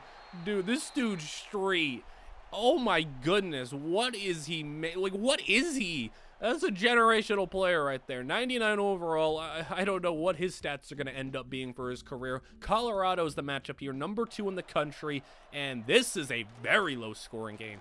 Only field goals. 9-3 is your score, as Colorado's got the football, so they can take a 2-score lead here. They can get another field goal, make it a very hard deficit to overcome considering what this offense has been able to do this game, as now 9 minutes to play in the red zone. Throw in one for the end zone. It's caught, but he'll get brought down right at the 1. He had to come back for it. Now 3rd down and goal. They run the football in. First touchdown of the game. It's 16-3. We need a comeback here. We are down by 13 points with just 6 minutes to play. 3rd down and 2, the situation for Ferris as he throws middle incomplete. We're going for it. 4th down. Run the football. And he's got the first. All right, now down to the 45-yard line we go. 3rd down and 5 after a short gain. And outside, incomplete. Well, you got to go convert another 4th down. We're taking a lot of time on this drive. Ferris has got time. Finds a man. And he gets past the 20 and down to the 15. 3:45 to play as Ferris, in the face of pressure, finds the tight end, gets it to the 4. Goal to go with 3 minutes to play. Ferris, and the pressure set in on the run. It's caught for the touchdown. We took a lot of time on that drive, but we got into the end zone, and the comeback is still possible. Sack. 3rd down and 18. He's going to throw one deep down the field. Colorado has the punt, and it's phenomenal field position for us. Ferris, he can make the comeback as that's a broken tackle. Give him a 1st down in the 2-minute warning. We still got 2 timeouts from the 33. Pass is caught by the running back. He's unnecessarily reaching, putting that ball in harm's way. I don't like to see that. 21-yard line. 1:35 to go as that pass is caught with a lot of room to run. He gets it to the 3 for the lead. Sneaking it in. What was that little step he made? I don't know what that was. That little taunt maneuver. He was doing a little shimmy into the end zone. We got the lead with 1:17 to play. Defense, come on top and try to finish this one out strong. 3rd down and 7. Play action. Sacked. One last try for Colorado as they're throwing one up top. 1-on-1 coverage. Incomplete, and you blew the lead. His team, at the very least in the recent years, has done a pretty good job of making some comebacks. 17-16 your final, and taking on Notre Dame in the national title. Oh boy, I feel like Notre Dame's been maybe the most frequent matchup we've had. We faced Notre Dame a couple of times. This is like 4 or 5. We faced Michigan like 3 times. We faced Miami like 4. It's not looking good for us, but we've made comebacks before. 35-14 is the score, but we were at the 1-yard line, so we get the touchdown. Cut it down to a 2-score game. And Notre Dame, can they hold off what has become a team of now comebacks, oddly enough? We've been a front-running team who gets out ahead and the defense shuts it down, but now we're a bit of a comeback team, as the screen, after getting a 3 and out, is going to get us to 4th and inches. We're going for it. Obviously, that's the move here. Get the run, and it's a stop for Notre Dame. If he just cut it inside, that would have been a lot easier. Now it's going to be 5.5 to go. We can get a 3 and out. We do. We make them lose a couple of yards. It makes it a 56-yard field goal. We need him to miss it, and he does. Okay, we're not done yet. That would have been it, I feel like. But now we got good field position. 1 play to the 37-yard line. Now 2nd down and 6. RPO, he brings that one in. That was impressive. Now in the red zone, Ferris, end zone, caught, touchdown. 1-score game, and Notre Dame, they're starting to get a little scared. 2 straight touchdowns allowed and a missed field goal, and it's a 7-point game with 3 to go. 3rd down spot, and he's gonna be close, but they don't get it, and they punt, and now we get the football back, and look at the direct snap to the QB. Ferris all the way to the 24. Now throwing. 1:15 to go. It's a touchdown, and we're tying the game up. Down 21 in the 4th quarter, and now a tie with a minute to go. Notre Dame doesn't know what hit them right now, as we might be able to win another national title. 33 seconds to go from the 39, and over the middle, that's going to be caught. Big gain. 42-yard line. Another play like that, it's going to get into the 37. They're really right on the fringe of field goal range. They missed from 54 plus, but now a 1st down there is going to give them a shorter kick, and with just 5 seconds to go, they drill it. I mean, you get down by 21. You can't expect to win, but you brought yourself all the way back and tied it, and let it slip through at the end. That's unfortunate, but I mean, you shouldn't have went down by 21 in the first place. We end up with 2 1,000-yard rushers on literally identical carries and 1 yard difference. That is insane. Never seen something like that before. I mean, literally 1 yard separated them. Trent Street, yeah, this is like the greatest offensive player ever. What is he? That is 30 tackles for loss, 15.5 sacks, and a pick 6 in the playoffs. He ends his career breaking the SEC record for sacks, ends up with, what was that, 80 tackles for loss? That is the greatest defensive player I've ever seen in my life. Oh my goodness, that dude is going to be #1 overall. That is a Myles Garrett level prospect. And speaking of some generational stuff, how about 22 5-star prospects setting the new record of this video that we've had? 22 is pretty crazy, but man, Trent Street is ridiculous. That is crazy. We got a bunch of these guys, though. I mean, 22 5-stars. I mean, we're at the point now where if we're getting 22, we're probably going to be able to keep like 15 of these guys around for the convincing, because, I mean, not everyone's going to be transferring. But how about Brenton Ferris being a 95 overall quarterback now, 99 throw power, nice accuracy, can move a little bit. Hopefully he can play better than last season. Running backs, that's even better. What, 96 and 97 overall? I mean, the team, like, little by little is just getting more and more insane. Like, and you'd think that, you know, since we're always going to be, like, the best team on paper, you'd think, oh, yeah, we're just going to win every game. How about another 99 overall center? That's the second one that we've had this video. And he's going to be crazy as well. 99 strength and all that other stuff. But yeah, you know, if I were playing these games, obviously I could go and win every single game with these guys. He's a 99 overall defensive tackle. This dude is insane as well. Look at the run stopping. He's insane. This is, okay, maybe we got the second best offensive player I've ever seen. What the heck is this dude? 99 defensive tackle. He's fast. He's strong. Yeah, this team's insane. Like, this might be the best team that we've had. Like, this is ridiculous. 99 overalls. We got 3 of them.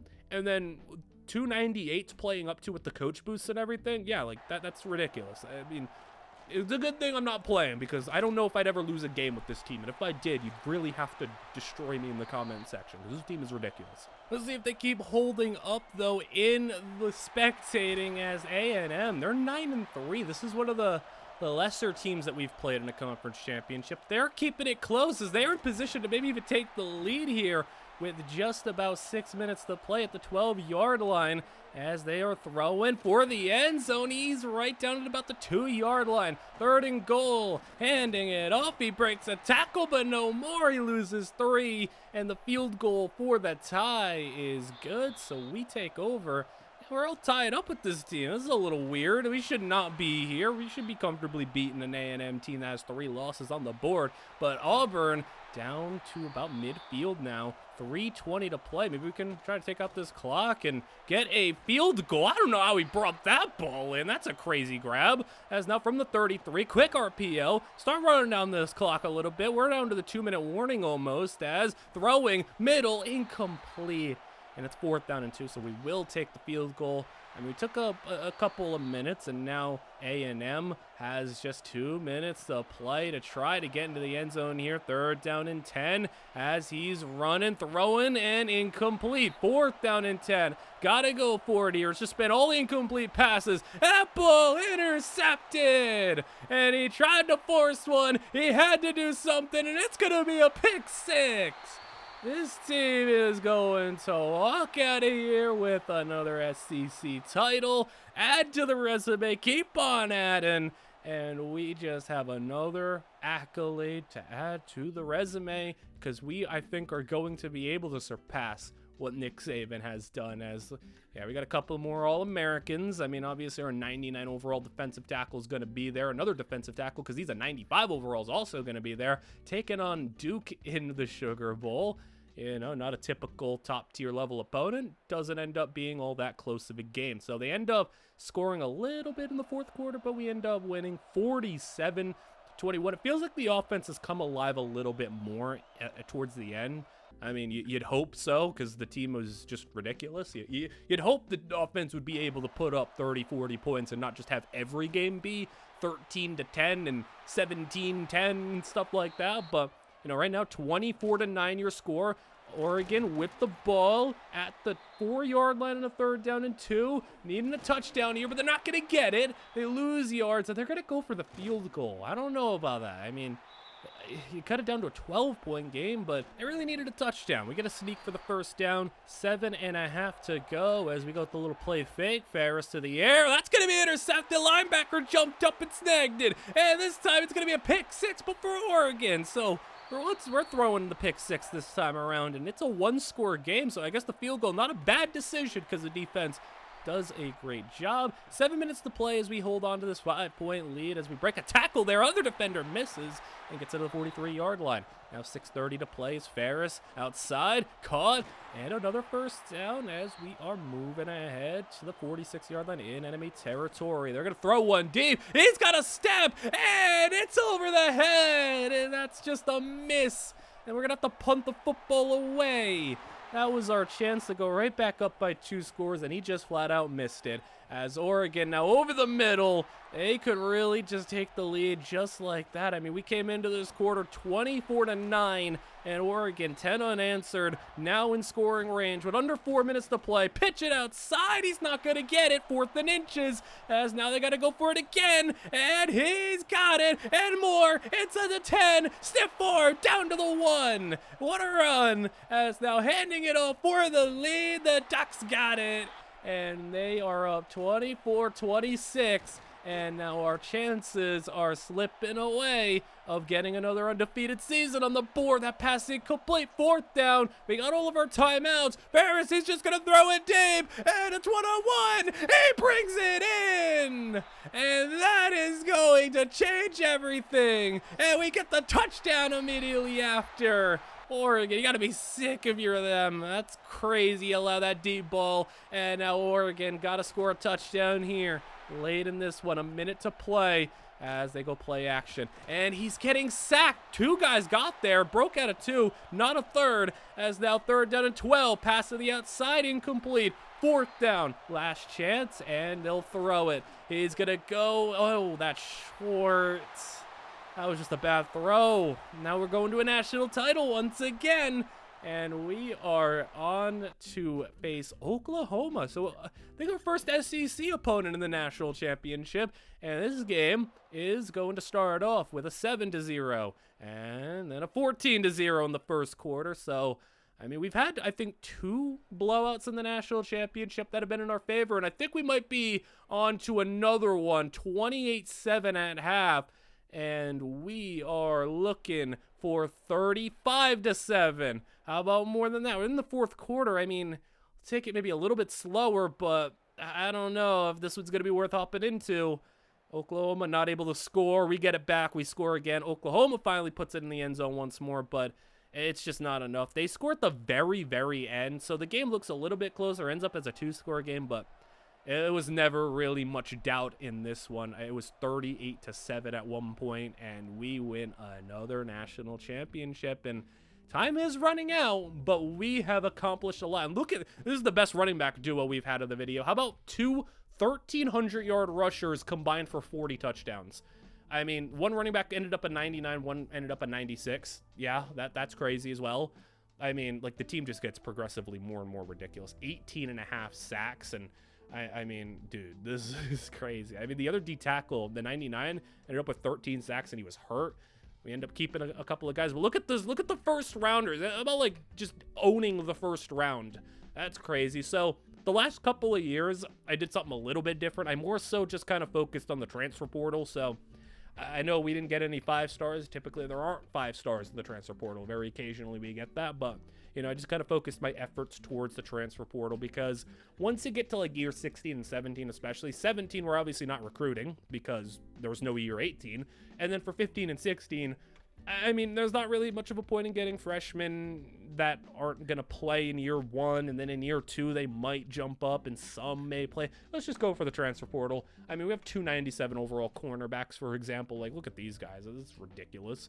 But especially in year 16, though, it's just going to be all transfer portal stuff, and we're going to see what this team is able to do this season. It's not as good of a team, but for the first time in a very long time, no SEC title game. very rare to see. We lost to A&M, we lost to Oklahoma. We end up going 10-2, but not enough to go to the SEC title. 6-2 in the conference wasn't enough.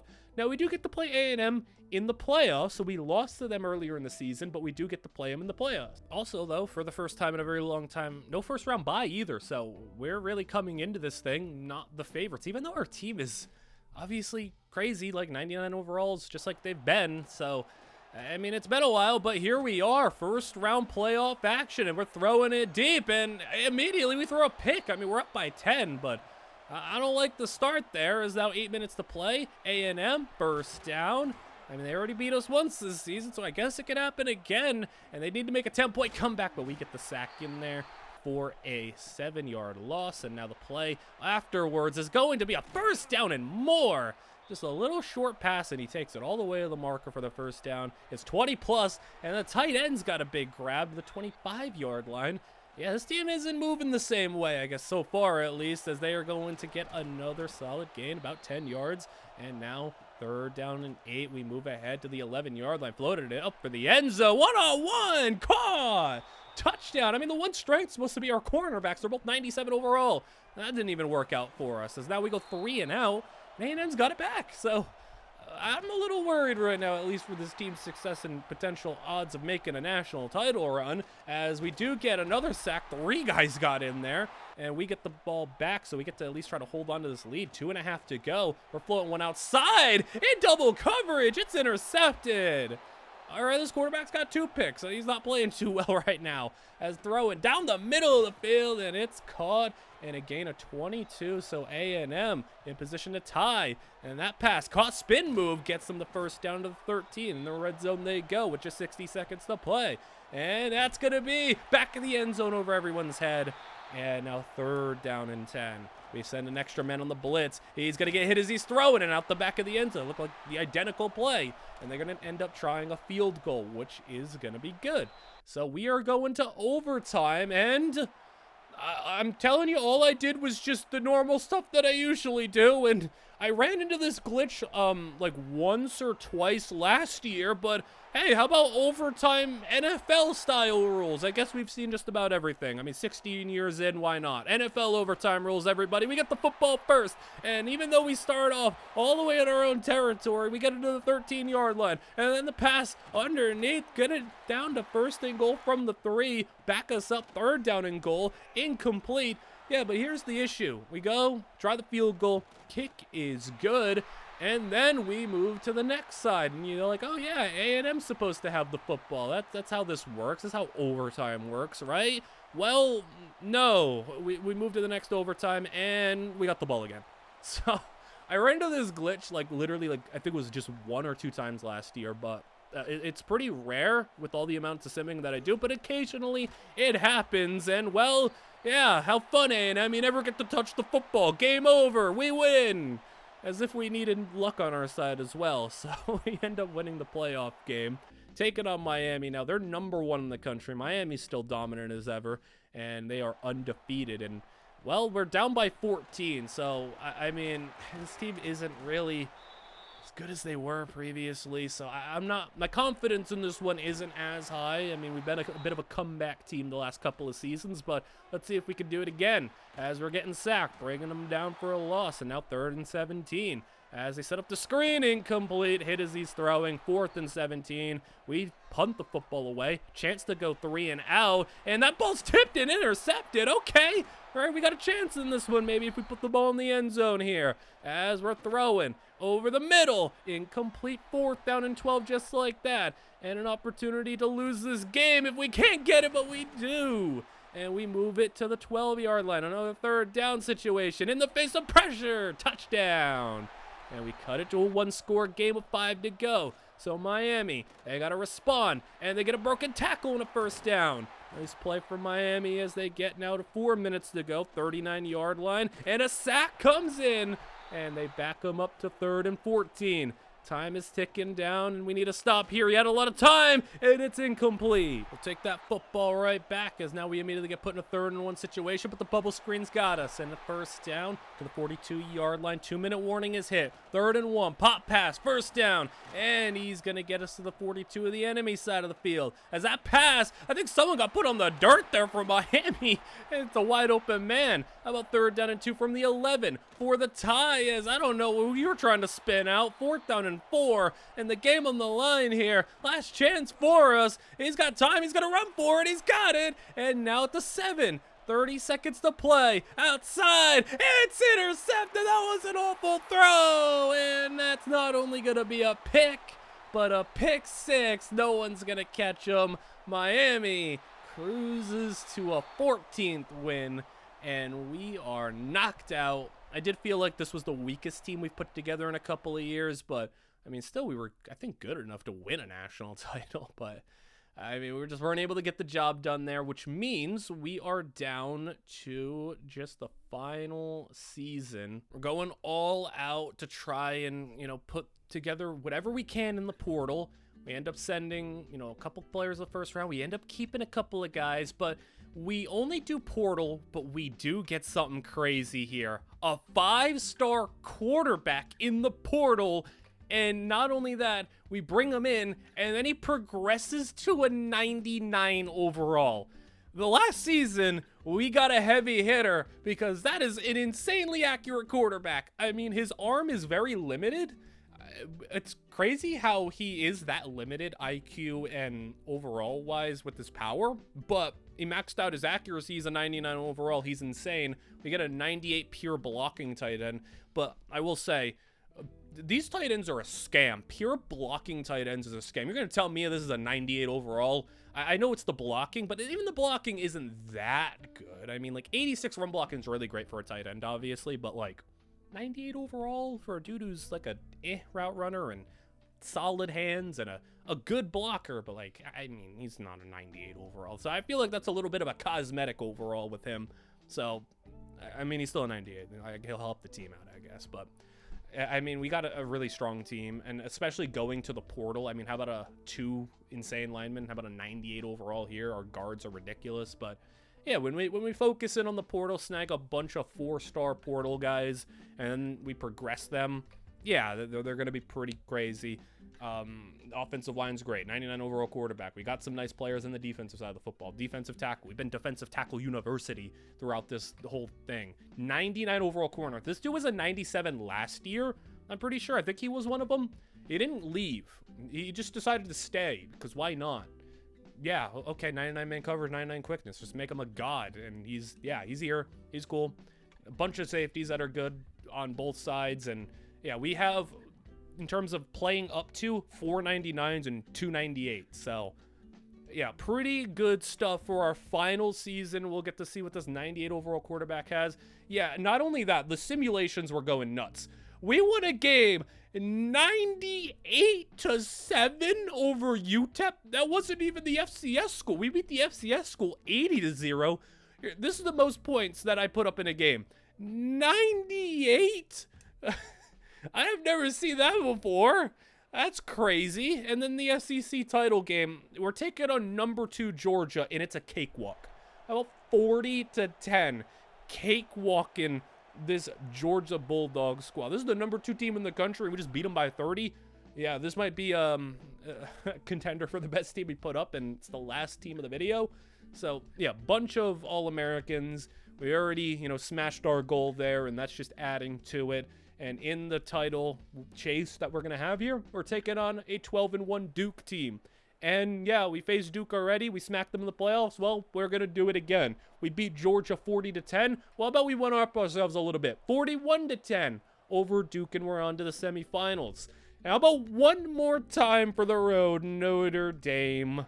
And it's 31-17, so a little bit closer as Notre Dame has the football. But of course, we had to face them one more time. They've been a thorn in our sides. We do end up getting the stop, and there's kicking a field goal to make it an 11-point game. But we now get to see this 99 overall quarterback in some action here as he will throw outside. Caught, and he's the most accurate quarterback you were going to see. As look at him, he's going to go all the way. 20, 15, 10, and down. Just took us one play to get all the way to scoring territory. One play out of the backfield right after. He's down to the 1 yard line. We're going to kick the field goal. I would have liked to go for it. That's one where you do go for it because stays a 2-score game regardless, but you can make it a 3-score game, which would make it maybe an insurmountable deficit. Instead, Notre Dame's still in it. Under 7 to go. They need 2 touchdowns. They're scrambling past the 40, past midfield, and a slide to the 46-yard line. As now we jump ahead to a 2nd and 5, and that pass in between like 4 different defenders. That was a good ball, and get him close to the red zone. 1st and 10. He's throwing middle. Grab, and now basically goal to go as they will go slant route, and it's caught. It was a little behind him, but he hung on down to the 1 and the run. He's gonna get helicoptered and he's gonna be stopped. What the heck? He put his body on the line. I think he deserves a touchdown. They get in eventually, and it's 34-27. So we gotta go back out on offense. Give this 99 overall quarterback another try at it to see if he can put this one away. Screen to the outside's got the first. As now we're down to just 2:40 to play. Notre Dame going to start using timeouts. Run play, wide open lane, and he's got 2nd and inches. Now 3rd down, and it's going to be a sneak for the 1st down. As we hand it off, 1 first down to end it, and we got it. And we have gotten ourselves to 1 more national championship. And let's see if we can close this video off with 1 last title, taking on USC. And we are going to be going also for another undefeated season. Can we end things off with a 16-0 year, or will USC get the job done? It's 31-17, another 14-point deficit for them to overcome, but USC able to get it to the 37-yard line. Now they jump ahead to a 3rd down and inches. I feel like we've seen more sneaks in this video than every other video I have combined. Like, it's weird. I don't know.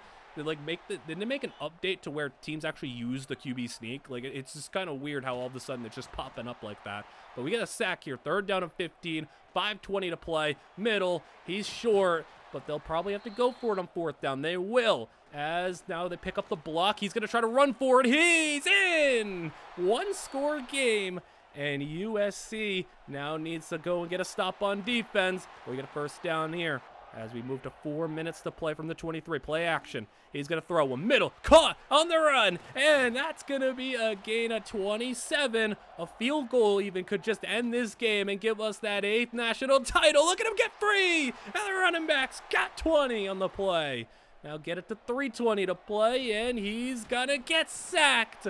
Back us up. Now we're in a kind of long distance field goal range. We still have a 2nd and 18. Floated one deep, and that's caught. And I think we might be able to put this one away. 1 more 1st down could do it. As he throws, caught. Short, 4th and 1. We'll go for the field goal. That's smart. Kick the field goal, make it a 2-score game, but 10-point lead with under 2 to go and no timeouts, and an interception immediately. The defense, that's how you end it. 1 more big play and a national championship, number 8.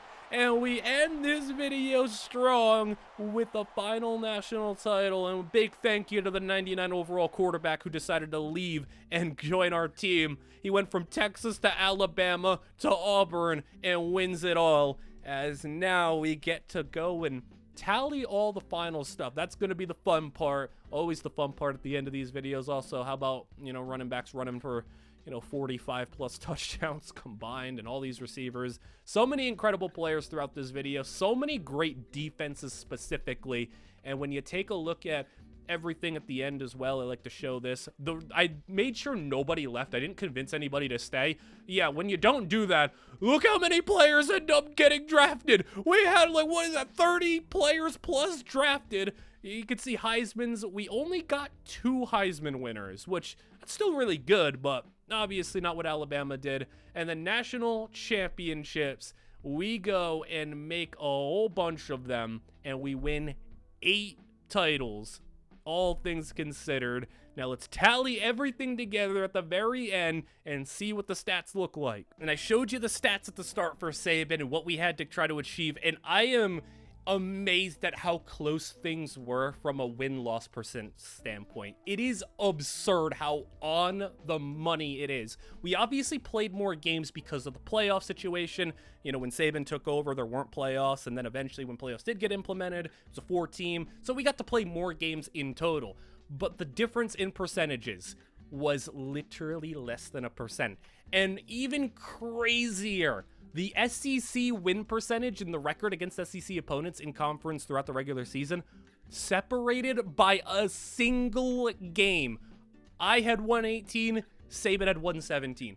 So really just think of all the teams that I put together and how crazy the rosters I had to put together just to edge out Saban by 1% in both of those records.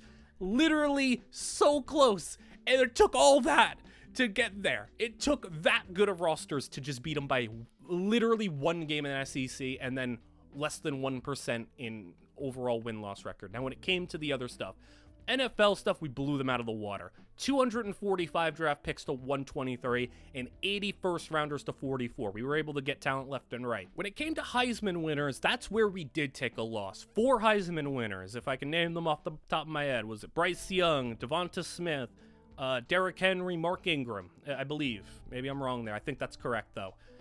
We only got 2, and that's where we did take a loss, though. All-Americans. It was looking a little rough at the start. We were struggling, but once we got, like, these 99 overall players on the team, we were putting together, like, 5-6 All-Americans in 1 year, so we end up winning by 10 there. Undefeated seasons. I said earlier on that it was going to be harder for us to achieve the undefeated season. Saban's undefeated seasons were 13 and 14 and 0. We had to do 16 and 0 to get it. We end up still getting 4 undefeated years, so doubling up with a higher degree of difficulty. And then, obviously, the championships. 11 SEC titles. Again, it was looking a little rough at one point. We didn't make the SEC title for the first couple of seasons. Then when we won 5 in a row, it was looking really good. Then we lost 2, and it was like, okay, we're kind of like on a tough pace right here, but then we just really locked in, won a bunch of them in a row, and the national championships, 8-6. So, you know, I did 9 categories just to have an odd amount. And, you know, there were some categories, obviously, I couldn't do. I couldn't do bowl games because the bowl situations were different, you know, in the eras, and playoffs as well. So there were some things I couldn't do. And also, like, Coach of the Years, for example, the way the game gives out Coach of the Years, it more so gives out, like, overachievers. I never touched Coach of the Year. I never even came, like, top 5 in Coach of the Year, despite having undefeated seasons. So very fair to say that the challenge was successful. I won in the end and got basically every other thing except Heisman winners, so I think you will take 8 out of 9 on the checklist. So let me know what you guys all thought. If you want to see more videos along these lines, something a little bit different where I'm still spectating, I'm still doing stuff like that, we're still getting to see what this game has to offer, but maybe more in a challenge format, maybe more central to one team, rebuilds, challenge ideas, stuff like that, definitely let me know. And, you know, any support on this video will be much appreciated. Like, comment, and subscribe, especially since this is a new type of video and I want to know if it's going to be well received and if you want to see more like it. So that stuff especially goes a long way. I hope you guys all enjoyed, and I will see you guys all in the next one.